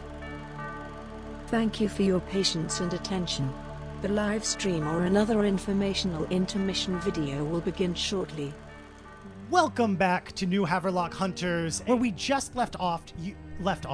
You had all spoken to different suspects of who shot Maxwelt Bodyblow with a crossbow bolt, and you have left the last round with the exception of Egbert and Lieutenant Captain Cummins. We're having a sleepover. Describe what you're doing in the penthouse as Maxwelt Bodyblow lays down on the couch, mumbling to himself in pain. I'm in the tub and I insist. The captain tries it. It is very pleasant. No, I think not tonight. Thank you. Get in the tub. Get in the tub. Get in the tub. Give me a pride Get times in 2 the roll to tub. resist getting in the tub after all this peer pressure. Has anyone wanted somebody to fail a dice roll more in their life? It's pride times 2. That's unfortunate because Mr. Cum seems like a prideful guy. I'm sorry, Lieutenant Cum. Lieutenant Captain Cum.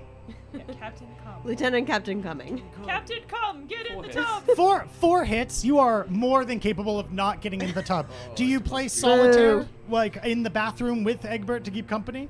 Yeah, just saying, because it's still, I mean, it's actually it's getting a bit late. I'll probably do one hand. Mm-hmm. Are you into solitaire? Do you know the game? I don't know what that means. See, it's a very simple game. I go through rules with you. How do you find like card games? All right, we'll play card games. My hands are soaking wet. Yeah. It's Okay, like that you're by playing the end solitaire, of a the game game, for one. The cards are useless. Can I get a talent times 2 roll from both of you? Now I want you to take a +4, Lieutenant Captain, because you can tell which cards are which a little bit by counting based on which ones have wet fingerprints on them to see who wins the card game. Now, are you playing for money or just honor? Just honor. I mean, Oh no. Okay, well, let's wait to see. well, you say talent times 2 + 4. Yes. Well, that's 6. Yeah, let's see. No hits. No hits. I got 1 hit. Okay, so despite you counting cards and feeling rather clever, and despite Egbert never playing the game before, Egbert manages to come away with the victory. Ever That's what you get for not getting in the tub. the contestant, as we know. I'm a great detective.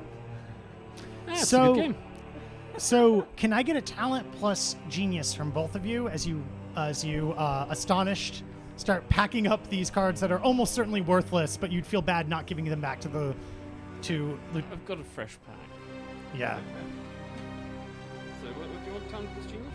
Talent plus genius, please. 2 hits. No hits. So Egbert, you're splashing and you don't hear anything, but Great. Sick. you hear the distinctive sounds of a window being slid in the room. In the room. Now the room has been left dark, but you've been in the bathroom with a joy light lit. What are you doing? Look, somebody's lifted the window. Oh! Let's go. Well, let's get out there. Do now. Okay. I run. So, okay, give me a talent times 2 minus 1 to not slip on the floor as you are soaking wet and you rush your way Why would into I slip? Yeah, I'm always wet. I would slip. Okay, yeah, you're right. You know what? Talent times 2 plus both of you. You've convinced me. Minus 1 for the lieutenant captain. I roll 1 dice. And I Oh, I'm critically rolling? glitch. Talent times 2. Times 2? Will you quickly glitch? I got 3 hits. Okay, so you charge out of the room. Not only you charge out of the room, knocking into Lieutenant Captain Cummins, who falls on the ground, and your truncheon goes flying into the bathtub. So you're going to have to go and My retrieve. truncheon. Damn it. I need it. You rush into the room, and your Marrowine eyes, give me a talent plus genius roll really quickly. Your Marrowine eyes do detect movement more than they detect fine details. That's the whole thing about the Marrowine. Despite that, you scan the darkness and you see a shadow start in surprise and then hold still. The shadow is difficult to detect in this dark room, but you do believe there is a top hat being worn and perhaps some mutton chops in the far side of the room near the bed. Back to this. You yell that? Yes. You yell that? Okay, I need you both to roll initiative right now. Oh. You shouting, "It's a top hat," starts things the fuck off. Do you remember how to roll initiative? Yes. No, most of you aren't even there. It's only 2 of you. The Mary McIntyre isn't even there. Now let me put up the assassin on screen. That's why I couldn't do it before. Mary McIntyre. There he is. I rolled a 9. Well, sorry, 10. I got 9 in total. 9 in total. You got a 10? Okay. Okay, let me just write this down and let me get it all together. All right, you go first. The shadow starts moving for something under their cloak. You don't know what it is I yet. want to turn the light on. You want to turn the joy light on. Okay. And I would presume you would remember where it is. Okay, give me a talent times 2 to rush over to the joy light and turn it on. That'll be one of your 2 actions. 1 hit. Yeah, you pausing suddenly, you rush over and you hit the switch. It's not like a switch we know now. It's like one of 2 buttons. With a bit of a fizzle, some joy lights pop on, and you see a ugly man, pretty large, God! mutton chops, top hat, and a sort of patterned like flannel vest on, reaching under a cloak and pulling out some kind of firearm, looking at you with shock and frustration. Wow, if I know I said I couldn't tell humane apart, but oh boy, I could tell you from them. So what do you do now? You have 1 more action. I have another action. Yeah. This music is bad music. I think it's quite good. Ta-da! I'm not sure what is good music for It was this. like a slow motion Is there- battle. I don't. No. Is there anything around me? Oh, this is good. The theme song. Yeah, the theme song we could do like. I like the theme song.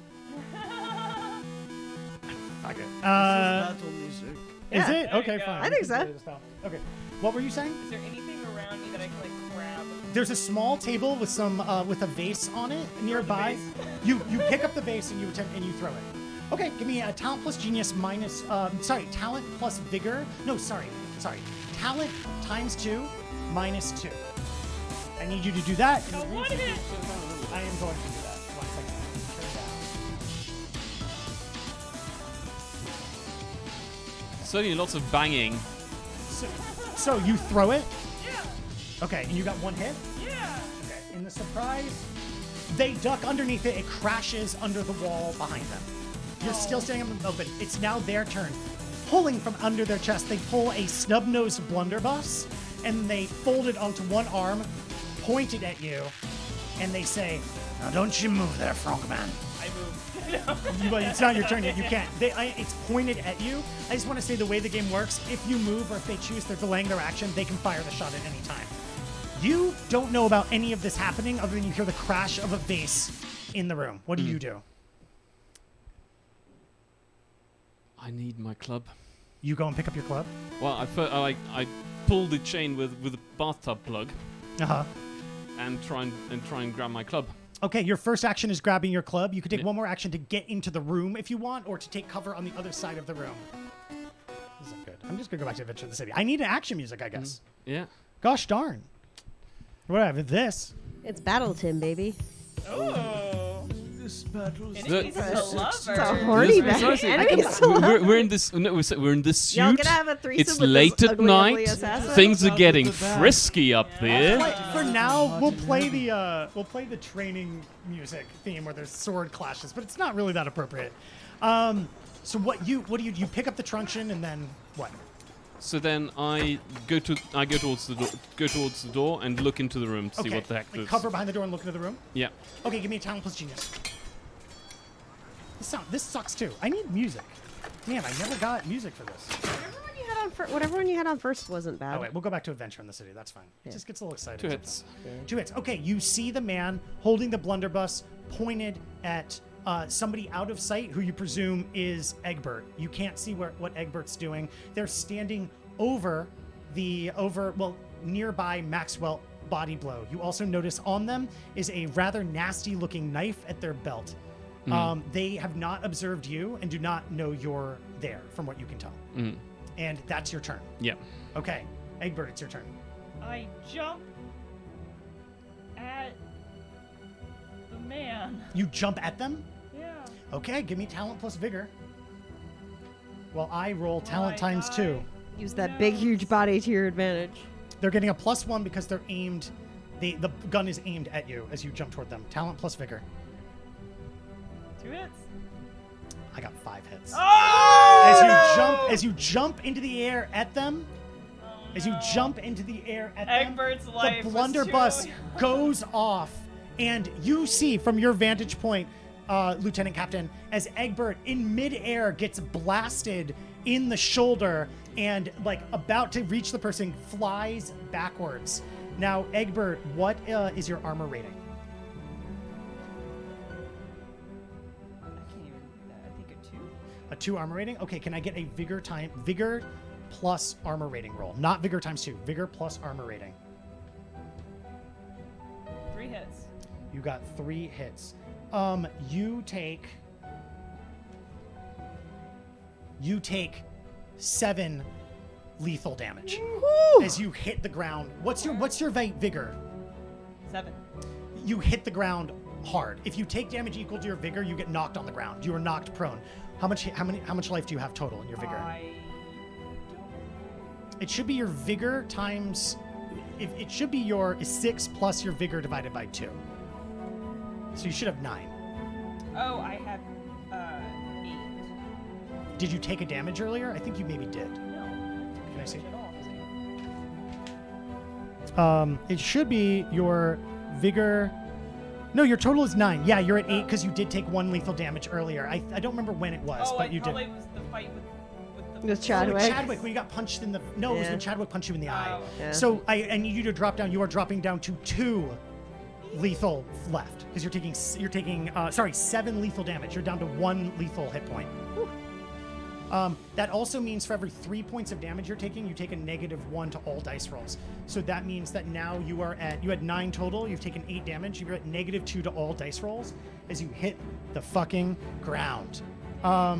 The assassin, it's now the assassin's turn. The assassin's turn, who tucks the blunderbuss under one arm, not even bothering to reload it. You would know, Lieutenant Captain, that this needs to be reloaded as a gun, and you see as they start walking over to Egbert, pulling the knife out of their thing, and they say, "Oh, some kind of hero frog cop. Never seen one of those. Well, it should be easy to put you down." As they start walking across the room toward Egbert. It's now your turn, Lieutenant Captain. Get his ass. Yeah, so as he's distracted, I move across. Club at the ready. I know how to use that thing, Yep. especially at a distracted target. Yep. Bunk. Okay, now I want to remind everybody, no one's done so far. You can add pride to a dice roll 1 time per session, and no one's ever done it. So this is the kind of thing where I do put my pride as a cop on the line. give me talent. Because I've got a colleague Yeah. on the floor Yeah. life and danger. You can't let that slip by. The honor of the Corps demands that I stand by them. You know what? For that speech, that recognition, and having them by surprise, I want you to roll talent plus vigor plus pride plus 2. And I want you to turn rule of 6 on, because when you roll pride, you get rule of 6 on that roll, meaning you can have that's good to know. exploding dice and exponentially increase your chances to hit the target. I mean, I'm not a fighter. But that is talent plus vigor plus pride 3 times hits. 2. Is that with 6 exploding 6s on? You got 3 hits? Yeah. Okay. Well, because they do not perceive you, are not allowed a roll to defend themselves. Did we write the damage on that truncheon? We did. Let me just double check. No, we didn't. We'll say it's 4. So that means you got 3 hits. Mm-hmm. So that means you deal 7 damage to him. Where do you hit him? On the noggin. You hit him, bonk him on the noggin. His top hat flattens, I mean, like back of the noggin. Fills with back blood. of the noggin, his top hat goes flying off across the room. The hit, they roll their eyes and then they drop to their knees and stumble to their arm. The weapon goes limp in their arms as they hit the ground. Egbert, it's your turn. Their hand is right next to yours. They're basically laying down like on top of you at this I point. grab the knife. Okay, you grab the knife. Can I get a? Can I say, lay him out? Can I get a vigor times 2? Well, I mean, that Take a -2. Remember, bigger times 2. Okay. they also take -2 to all rolls now. Hit I mean, 3 hits. 3 hits. They try to hold on, but from the blow, their fingers are limp, and you've got that Marrowine strength. You pull the knife out of their hand. What do? You have one more action. You have the knife now. Lay him out, is what I say. Yeah. What do you do, I Egbert? stab him in the hand. You don't want blood And you on turn your around and you hands stab him as in the a hand. child. Yeah. Okay, give me talent plus vigor. Remember, you're at -2. Actually, you're prone, so take another -2 to that. It's talent plus vigor -4. I got 3 hits. You get 3 hits. Okay, they can't get out of the way. You stab through their hand. They scream, grab their hand, roll over the back, try to roll over, but they find themselves caught by the circumstance. They turn, they look at the lieutenant captain, they look at you, Egbert, as blood comes out of your mouth, bleeding out of your shoulder, and then they bite down on something hard in their mouth. They start to go stiff, and you see a white, grayish liquid starting to leak from their mouth. It's your turn, Lieutenant Captain. Okay, I turn him around, like hard knock on the back of the head. Hard knock on the back of the head. What are you trying to do? Just do like, Yep. and then You're trying to dislodge whatever they just did. yeah. Okay, give me a talent plus genius to attempt to do what you're trying to do.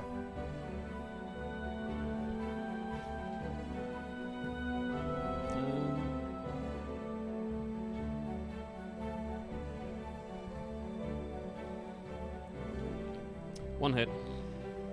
1 hit.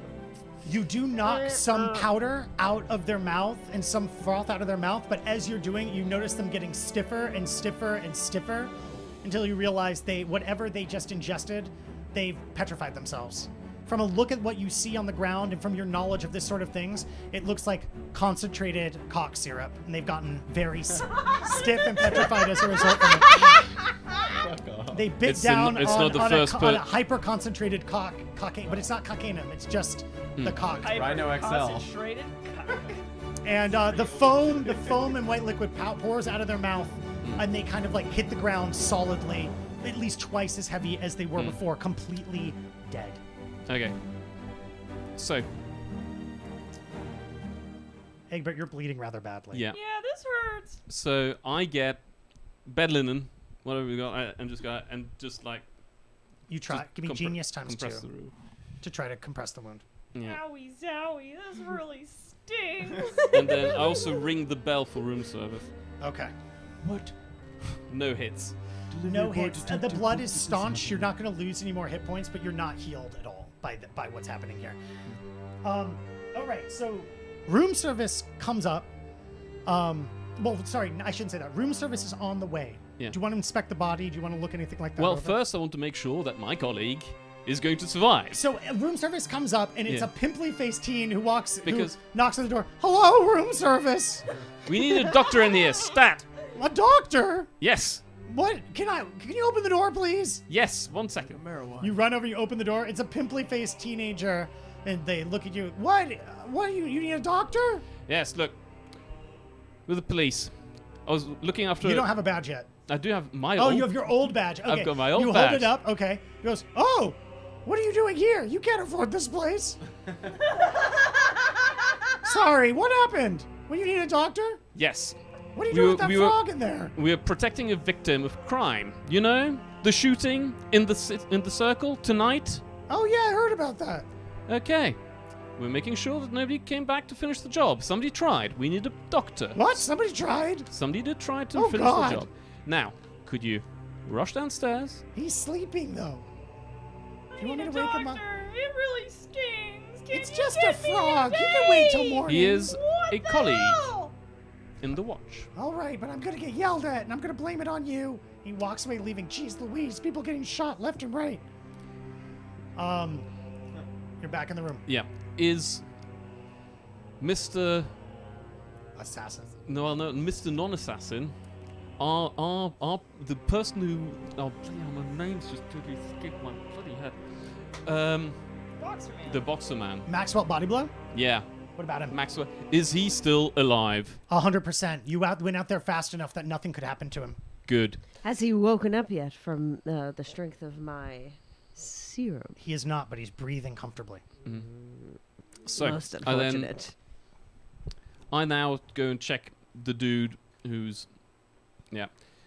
You check him out. Give me talent plus genius. Take a +4 as you take your time on it. Mm-hmm. Egbert, you're just hurting real bad. Yeah, it really sucks. You're like on the verge of unconsciousness. Oh boy, this feels 6 hits. weird. 6 hits. Yes. You go through the pockets of the assassin, and you find that whatever's going on here, this is a professional, at least in a few ways. They managed to get to the penthouse apartment from the outside, to sneak inside, making almost no noise. They managed to pick the lock from the outside without breaking the window. And they carry no identifying marks other than their appearances on them. There's no card. There is no... There's no, a monographed handkerchief. There's no pen with like an etching on it. There's nothing that you can tell that would identify the person. Even the blunderbuss looks like a kind of like piece of shit thing that you could buy from any back alley dealer. Sarah Rickle probably, your dealer, Sarah Rickle probably sells 20 of these a day under the counter. But there's one thing you notice, and it seems kind of weird. Next to the stab mark through the hand, in the webbing of the fingers, right here, you see the tattoo of a crown. That's the only identifiable mark that you can notice with 6 hits. Otherwise, you can take the weight, you can get the shoe size, you can get the mutton chops, the red hair, the outfit, and get a vague idea of like the build. If you wanted to like ask people about this person, you rolled well enough that you could write a very deep description. You even heard them speak, and you could describe the voice if you wanted to ask other people. But like, there's nothing here that would tell you who they are. Interesting. I then check the window. You see that it was jimmied from the outside with some kind of like wire, like pick device that they left on the mantle. And how did they get up to the penthouse? If you look down, and I'll let that 6 like stand, it looks like they went out one of the. You see a below a deck on the 2nd floor as part of the casino that you guys never explored. But the casino had a deck where they were serving drinks and such like that. It's closed now. But from that, if you were an extremely exceptional climber, you could presumably hop floor to floor, but you wouldn't want to try to do it. It is a very good second story man. Somebody who does not come cheap. And got to the 4th story this Yeah. time. Or, like either cheap monetarily or loyalty-wise. The crown. At this point, you hear another knock on the door. Yes, I heard you needed a doctor up here. Something about a frog. Somebody getting shot. So, open the door. The man looks like a walrus. Looks like he was half asleep. He's still wearing his nightgown, and he has that big comical hat with the tassel on it that's long. He goes, I was sleeping, and I forgot my glasses downstairs, but I can do the surgery. He says, and he walks in and says, Are you sure? this man right here, he looks stiff as a board. He doesn't look like he needs surgery. I'm going back to bed. He's a goner. The other one isn't, though. Who? What? The man on the bed over here? Oh, he looks like he... I have a really, really Quiet, bad Frogman. We're talking injury. about who needs medical treatment. Who is it who needs It's it? me! The frog? God! Yep. I have never been woken up early to heal a frog before. Are you kidding me? well, Time Miss. for everything! God. How do I even heal a frog? Do I just put salt on you and then go to bed? I wish. No, I don't think you'd wish salt. Probably not. No, so I think I do from like what I've gathered, keep them moist. But I think in terms of stewing them up and making sure that all the tissues are in the right place, Yes, it's yes. the same as Best to do it in the bath, I suppose. Let's carry... Can you walk, frog lad? No! Let's carry him into the bath. Carry me to the bath. It's difficult. He weighs a lot. Can I get a vigor ×2 from you? And this old man is not Yeah. very helpful. I actually got a lot of hits. I'll try. Okay, can I get a vigor but not ×2 from you as well? Just normal vigor. Vigor ×2 from oh, you. 2 hits. Okay, good. Just vigor. Flat vigor. But with the -2 from your injuries. 1 hit. You know what? That's 6 hits total. The old man actually got 3 hits. They really want to go back to bed. They carry you into the bathtub where they attempt to do something for you. I would have given it a negative, but the moistness advice and getting you in the bathtub actually helps. So let me roll in the medical kit, but they don't have their glasses. So Oh boy. they are able to put some salt solution that dries you, but it is salty, which you rather like, on the wound and bind the wound for a little bit. They say, you try to keep it dry. I know you don't want to, but keep it dry for at least a couple of days. You can get slimy everywhere else, but keep it dry. Heal 3 lethal injury points right now. The rest you're going to have to sleep off. In this game, you can only roll 1 time to try to heal a wound.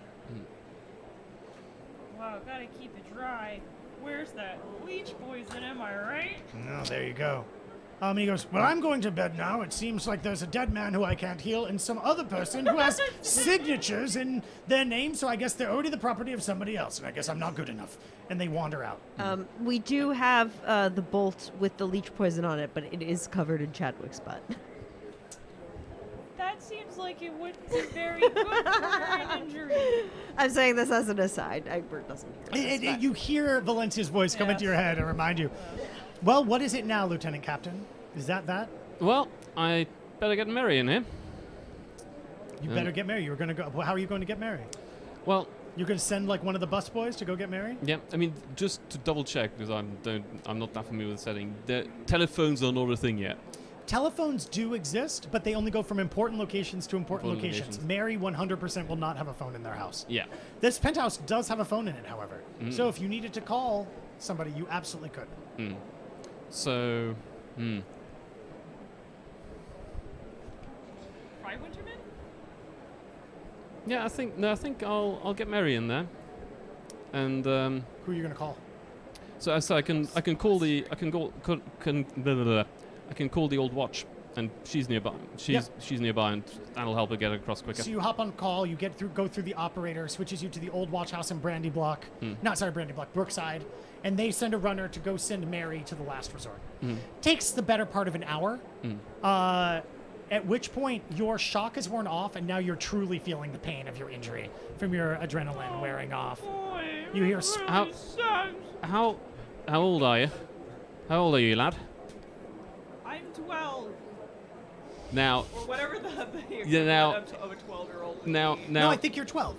yeah. So like in A 12-year-old would probably be like a 12-year-old would probably be more like a 16-year-old Yeah, in humane terms. That's what I'm saying. But Marijuana, in case you don't know, they're considered extremely old by 30. So they age So- slowly, but you're basically like almost an adult. what at 12. is what is the drinking age of Marilyn? There is no drinking age for anyone at all. Aye. Yeah. Okay. So I go like, look, that'll ease the pain a little, and it's even good booze. Oh, you get some booze. Wow, I've never had booze before. Drink in moderation. Aye. Keep your wits about you, because people will want to take them otherwise. Drink the booze. That's really nice. Get an experience point for drinking alcohol for the first time. Getting drunk while in pain. Drinking alcohol on the street. It's a tally at the bottom. Mary shows up about an hour later, walking in, wearing, not a little more disheveled than usual. Lieutenant Captain, calling to you from the you're in the bathroom, I suppose. Yep. What is it, sir? Oh my God! Who is this? What happened? The assassin. The assassin came back. Indeed. It seems that our initial thoughts were incorrect. My God. My God, are you okay, sir? I'm okay, but our dear colleague, not as well. Oh, what happened? She walks in I and had sees a you. booze. Oh my gosh. What did you do? Did you get shot by accident? I don't think it was an accident. What happened? They charged the assassin. Charge an assassin with a gun. Yes. They. Bravo, Egbert, and claps their hands a little Wow, thank you. bit. Brave beyond compare. Amazing. Yes. Wow. Definitely very brave. But we might have to train them out of that. Wow. Did you learn anything about them? They look dead.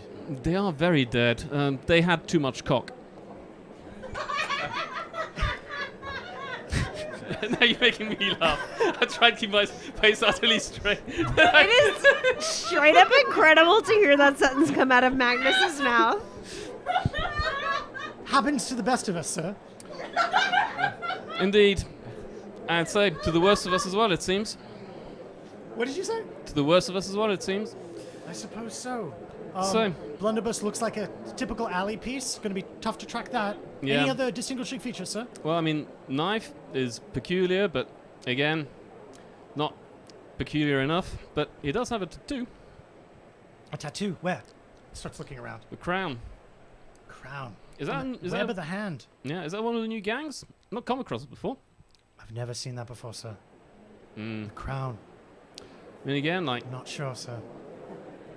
I mean, I can't think of any royal fanatics still about. Especially we wouldn't be interested in our dear friend. I mean, the Mr. Bodyblow. royalists, right? That there's no royalists left after the fucking High King was killed. I mean, why are we downstairs in the King's Inn? The whole thing is the irony of being a royalist, right, sir? I mean, brandy blocks, flags, a broken crown, right, sir? Yeah. Anyway, we'll have to see if it's got any significance. But again, it's the one identifying mark. He was definitely a professional, so this was not amateur hour piece. Who do you Again, think? Who do you think? What could have hired? Good question. But Who's got the money? Well, Alabaster for one. Alabaster, but again, like who? Charlie Fox got a dime a dozen men like this. I say it has to be one of the more powerful people around, one of the wealthier people around, and But could have been anyone. There are a lot of people. Could have been the Ramingtons for all we know. but we need the motive. Why would Maxwelt Bodyblow be such a person of interest? I mean, he's been around for a long time. Why is he coming back? What is his new job? Well, his I new think- job was supposed to join us, right? Yeah. But why would they care so much about that? What did Charlie Fox say? He said he believed it was probably Maxwell the whole time, right? Yeah. What did he have on it? He just said Cure- debts, pissed off the wrong people in Yeah. boxing and being a black bagger. Yeah. Guess we need to talk to Charlie again sometime. Yeah, we'll have to again. Like, thankfully, what was his actual name again? Maxwell? Yeah. It was Maxwell Owens. Yeah. Was his actual name. Well, thankfully, Mr. Owens over here is still alive. So, and apparently is likely to be coming around. So he might be able to tell us a bit more about the entire affair. So I suggest you go home and get some rest. Send a carriage for Egbert. I'll stay here the rest of the night. Look, can you get one of the old lads to come up as well? If you're going to be staying here alone, I'll wait here as well. One of them's waiting in the carriage downstairs. Why don't you and Egbert take the carriage? I'll have them come up. Yeah, because definitely don't want you here alone. We had one professional up here already. God, could you imagine two? Who could afford that? That Who must be knows? like a rod of 10 a day. Again, it's just one of these things. You don't want to take risks. Already nearly lost a colleague tonight. Don't want to make it two. Good point. So- Good point. All right. Okay, sir. What? Have a Say good so. night, Watch alright? yourself and like watch people coming in. All right. Have a good night. So, Egbert, Hello. go on. Let's head home. So, Lieutenant Captain, you take Egbert home in the carriage, right? Yep. You travel into the salt pans. Could you describe your home in the dark of the salt pans so that the Lieutenant Captain could get an idea? Well, it wet. That's for one thing. It is very crowded and contained, and everything's on top of each other. It is very wet. Did I mention that? I think you mentioned that. As the carriage sort of gets out on the side, you see a couple of frog eyes peer out of the corner.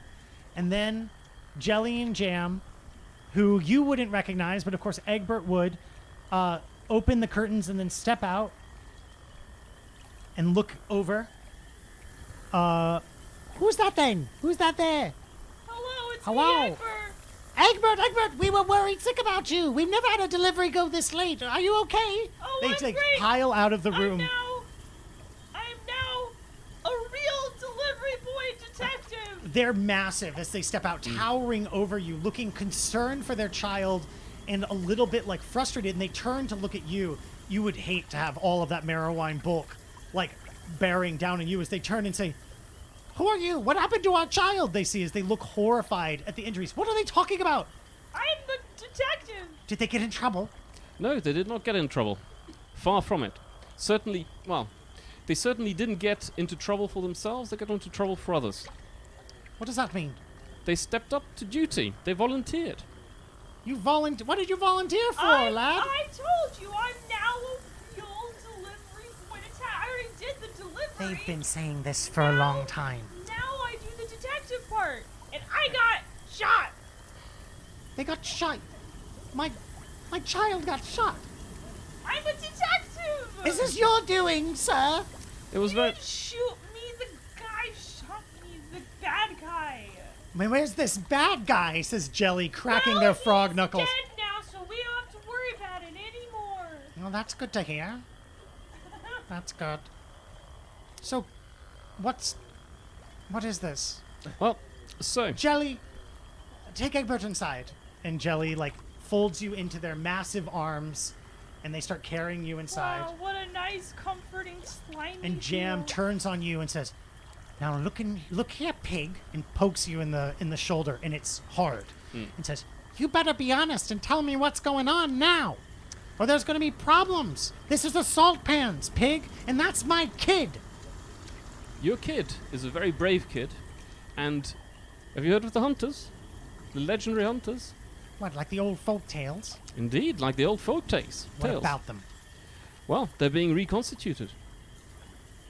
And what's this got to do with my boy? Well, your boy... My boy, my little girl. Yeah. What's it got to do with them? Well, they're very brave, very determined, and as you said, it's been their dream since they were a tadpole. Who are you? I am one of the other members of the Hunters. A colleague who was trying to make sure that they came through tonight unscathed. Are you telling me that my child's going to be coming home like this more often? I can't guarantee they won't, but I will definitely make sure that it doesn't happen again. Because they are a colleague, a valuable colleague who tonight fulfilled a very valuable duty. They saved both my life and the life of another innocent man. Can I get charm plus pride plus 2? I'm a detective. You are a detective. Well, I'm a detective. 10 hits! 10 Oh, hits? no! Oh, fuck, no, sorry, I've got rule of 6 on, that's why I was getting... Sorry. Oh, wow, that was great. 6 hits. 6 hits. Still No, but it's still Wow. great. Ooh. Jam looks, and you almost see a little like tear go down and go, "I always knew my little one would be important. It was a boy, girl. You'll keep them safe then, pig. I'm sorry for poking you." It is my duty to make sure that every one of us comes home. This is what you do, right? And Jam holds out a hand to shake. You shake hands. Their hand is soft and wet. They go, all right. This is all confusing. To me.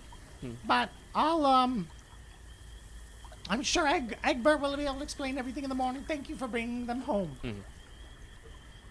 Thank you for bringing them home. They say, good night. Good night, pig. And they turn around and they Egbert leave. is a good lad. That'll do, You're pig. very lucky to have him. I know. Egbert's the best lad.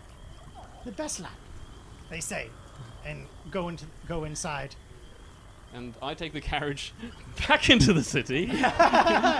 And off to Brookside. Yeah, and I nap in the carriage. As awkward as that is, I'm used to it because we spend a lot of time going up and down streets, byways, and other areas in that kind of job. And you take your sleep where you can.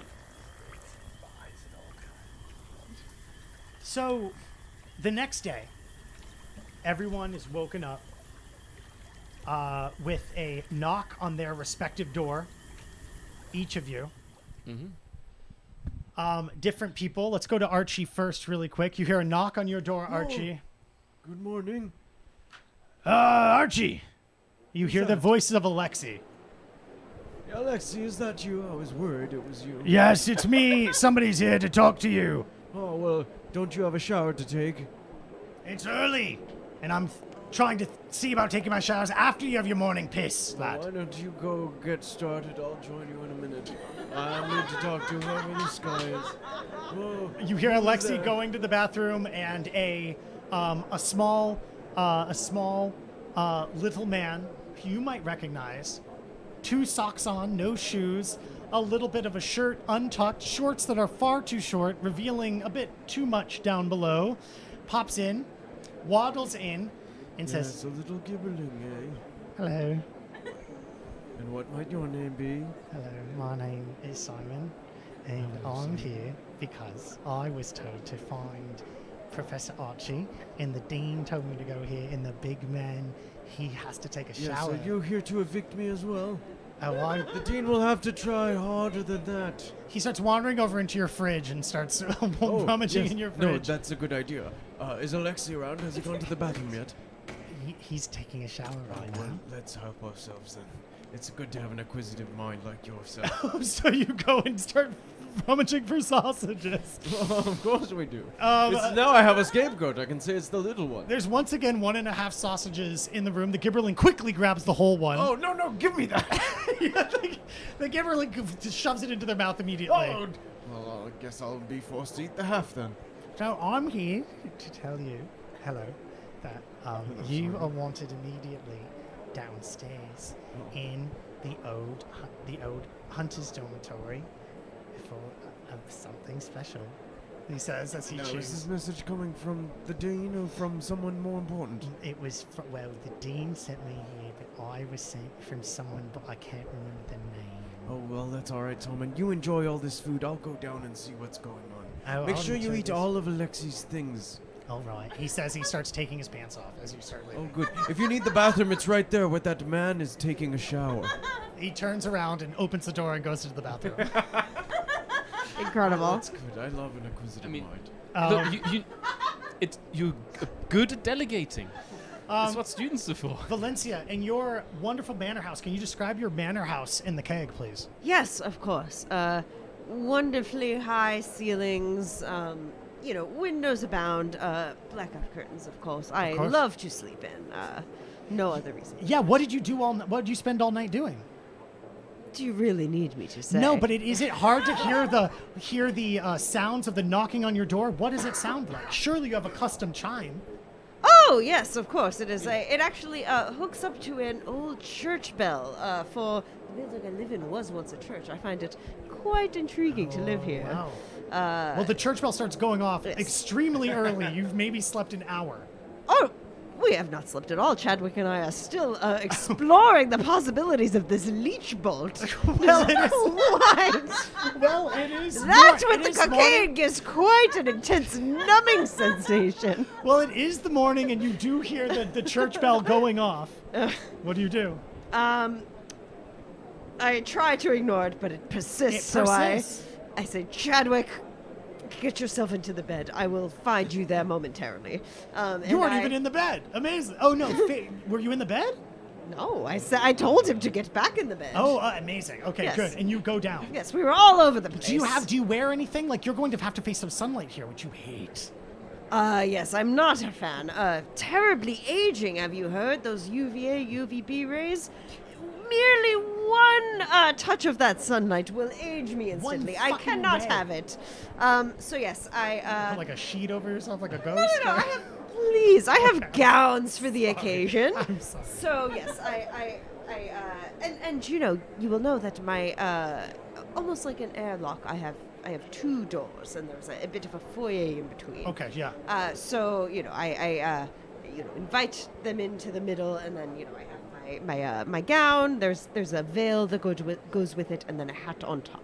So you what an outfit. So you see the door open, and for a moment you're like, no one's coming in. And then you realize because the person coming in is 2 feet tall and using both their hands and wandering randomly around, they are wearing one shoe that is pointed with a little bell on it and one bare foot.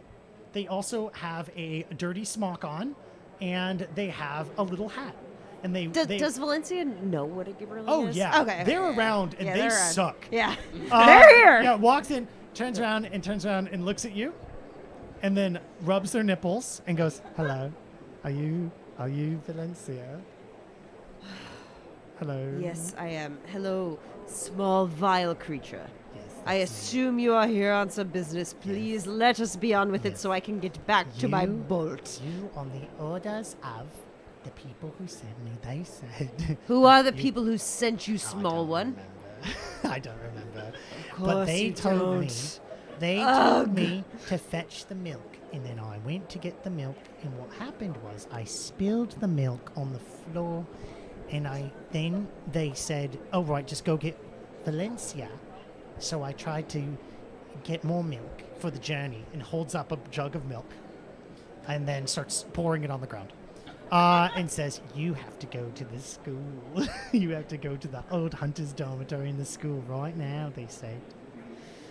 You Fine, have to go. get out of my house, you little milk demon. I have no more to do with you. Please, out. Just looks at you with big, like, baby eyes as finished pouring the milk off, pouting.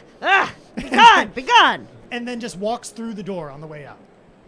Like, just, like, kind of phases Yes. through the the door. school at this hour? I have only experienced maybe 2/3 of the bolts. This is terribly inconvenient. The sun is out. 2/3 of the bolt.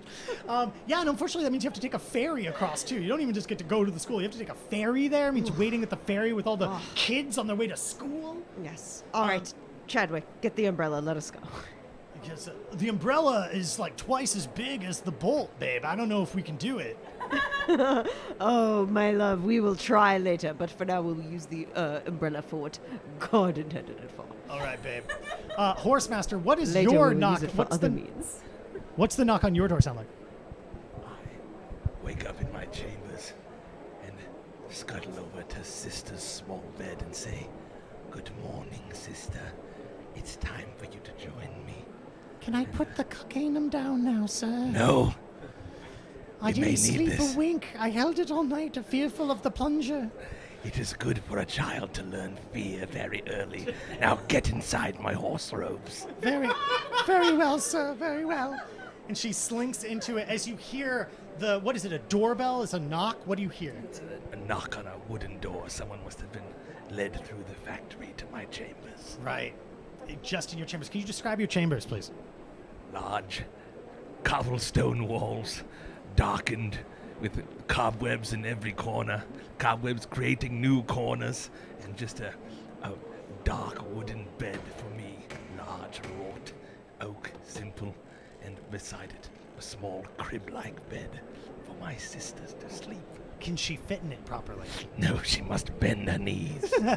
Can you hear the sounds of the children working from in here? I can always hear the sounds of the factory.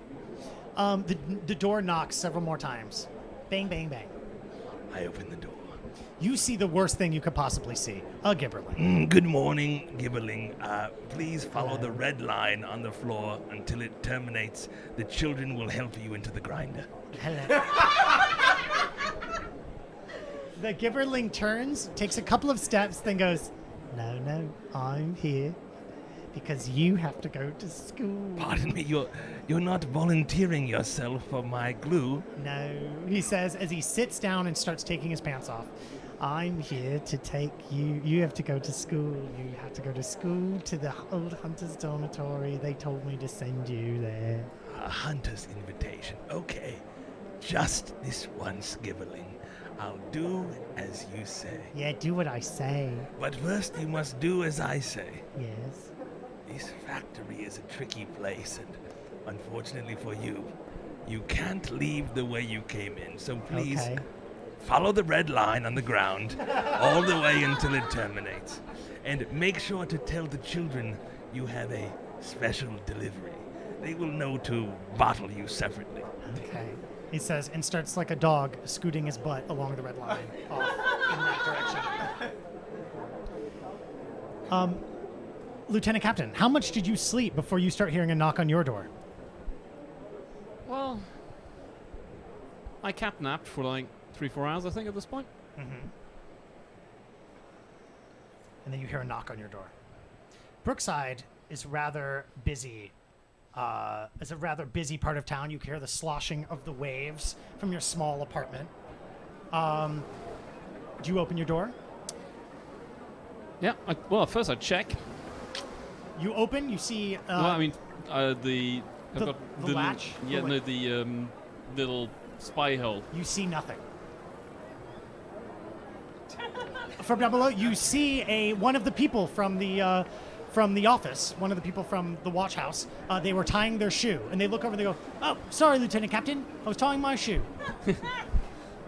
Ah, good. Sir, you were ordered. You and McIntyre, who's in the carriage, ordered to go to the Hunter's dormitory at the old school for some form of initiation. Sir, I'm here Okay. to escort you, sir. You've got a few minutes if you'd like to get dressed, make yourself decent, sir. Thank you. I will. Do the official. Oh my God! I've been summoned out of nowhere to business. Like quickly Shave, wash your face, and go. throw on. Like go to wardrobe, take out uniform 3, The nice one. the nice one, the one which I only wear occasionally, and take off towards the university. Very good. And then, Egbert, you hear a knocking on the door, but it's hard for you to wake up. You're in a lot of pain. Yeah, it really sucks. And Buster and Bean keep poking the thing because they're taking advantage of the fact that you're weakened for now and they can beat you for once. Yeah, well, I got shot and I lived, so keep messing with me. Yeah, well, I didn't get shot and I lived, so ha ha ha. You hear a knocking on the door, and you hear Jelly and Jam open the door, and you hear a bit of a commotion going on. That commotion sounds like, no, Egbert won't be leaving. Egbert got in a tough last night and needs rest. Egbert won't be going anywhere. Oh boy. I slowly get out of the tub. It hurts. It's hard. It hurts. Bobby and Bean, they help you. They push you a little bit on the other That's side. nice. I'm glad they're helping. You wander into the kitchen. Yeah, to see what the commotion's about. The commotion is about a little tiny man, a little Gibberling, at the door, Oh, a little man. who's fiddling with his knuckles and touching his teeth as he speaks, twisting his toes into the dirt as Jelly and Jam stand as resolute as ever, saying, "No, no, no, you will not be taking my child somewhere. My child needs protecting. My child was injured last night." But I'm the detective now. I have to go. Jam turns and looks at you with the saddest eyes you've ever said and says, Oh no. Egbert, please. You're just a child. Please. I'm almost 13, which means I'm almost an adult. And I'm choosing to be a real delivery boy detective. Egbert, please. You're going to get... I couldn't take it if you got injured again, says I Jam. won't get injured again. That's crazy. Jelly just starts... How often could you get shot? Jelly starts crying. Oh no. And Jam Oh, sits jeez. down and says, "Please, Egbert, just go lie down again. You can go and do this when you're better, please." Well, what do they need from me? The Gibberling walks in, picking his belly button with 2 fingers and looking down and says, "They want you to go to the dormitory for initiation with the hunters. That's what I was told. They said that they need an Egbert there. Well, I have to do the initiation and then I'll be back. Yeah, they'll be back after the initiation," they say, and they sit up and they start eating the fly porridge. Hey, you gotta ask first. They say, Yeah, you've got to ask first. No, It says to you. Jam. Yeah, you. To Jelly. I'll do the initiation and then I'll be back. Jelly, like, is Jam is now consoling Jelly, who nods and wipes an eye and says, "Come back right after, okay? I will. Come Don't right, you worry. right after, okay? I'm a delivery boy detective. We know. And it's my word. We and know. I'll do it. We know. We've got all those books. We just hate to think what we'd have to do if no one was here to read them anymore." Well, I'll be back to read them once again. And then the Gibberling goes, "Yeah, they'll be back to read them again, I think. And I'm gonna eat this porridge," it says. And Are you supposed to bring me there? no, I was supposed to tell you to go there, and then I was supposed to eat this porridge. No, you weren't. Get outta here. I was told Get to, outta here. Don't tell me what to do. Get What out. do? You what? Like you fuss him out? Yeah. He's as you start pushing the Gibberling out the door. You push it 3 times, and it disappears in a puff of smoke. Whoa! Wow, is that the trick? What do you mean? Get him. Push him 3 times and then he disappeared? Who knows? There have been stories that say push a Gibberling 3 times, make them snort once or twice, then they disappear like a ball of mice. Oh, shit. Gibberling on the wall, walking through the doors and all. Big ass dick and tiny titties. Walking through the big old cities. Oh. That was really good. And we're out of gin, I suppose. Well, seeing that we're out of gin and that it's 11 o'clock, I think this is as good a place as any to end the session. Next session, we will begin with the mystery at Catboy Manor. Let me put on a little bit more mysterious music. This music is far too kind and sad, considering that Egbert is likely going to die someday, and Jelly and Jam will be left without a child, without their favorite child, without the best child. Next week, we will be embarking on the mystery at Catboy Manor and having a bit of initiation before that, but the mystery primarily at Catboy Manor. Can we all go around and say what our deal is before we conclude for the evening? My name's Lily. I play Valencia, and soon she will finish exploring the vault. What up? I'm Bryce. I play Professor Archibald, and one day, I'm not gonna have sausages to eat in the morning. That I mean, what sucks. would happen to Alexi then? Something, I mean, I don't dare contemplate. We'll see. You gotta keep watching to find out. Damn straight. Ooh. I'm Magnus, and I play the Lieutenant Captain. And again, try and say like, these are all my colleagues, and now, unfortunately, I need to make sure they all make it through, well, good and safe. And hopefully save a few people along the way. My name is Alec, and I've been Horsemaster Youngster Newborn, and I promise very soon I will be spraying glue around wildly. I'm Kay, I play Egbert. I almost died. But you did it! And I'm Peter. I'm the game master. I do the NPCs, and I play all the Gibberlings. Thank you so much for watching. This is the conclusion of Professor Pisswood's last round. Will they figure out the mystery of the crown-handed assassin? Will they figure out why Maxwelt was targeted in the first place? Or will they end up having to be put on a bunch of other adventures and we never come back to this again? Keep watching. Next time, the mystery at Catboy Manor. They look dead. They are very dead. They had too much cock. Now you're making me laugh.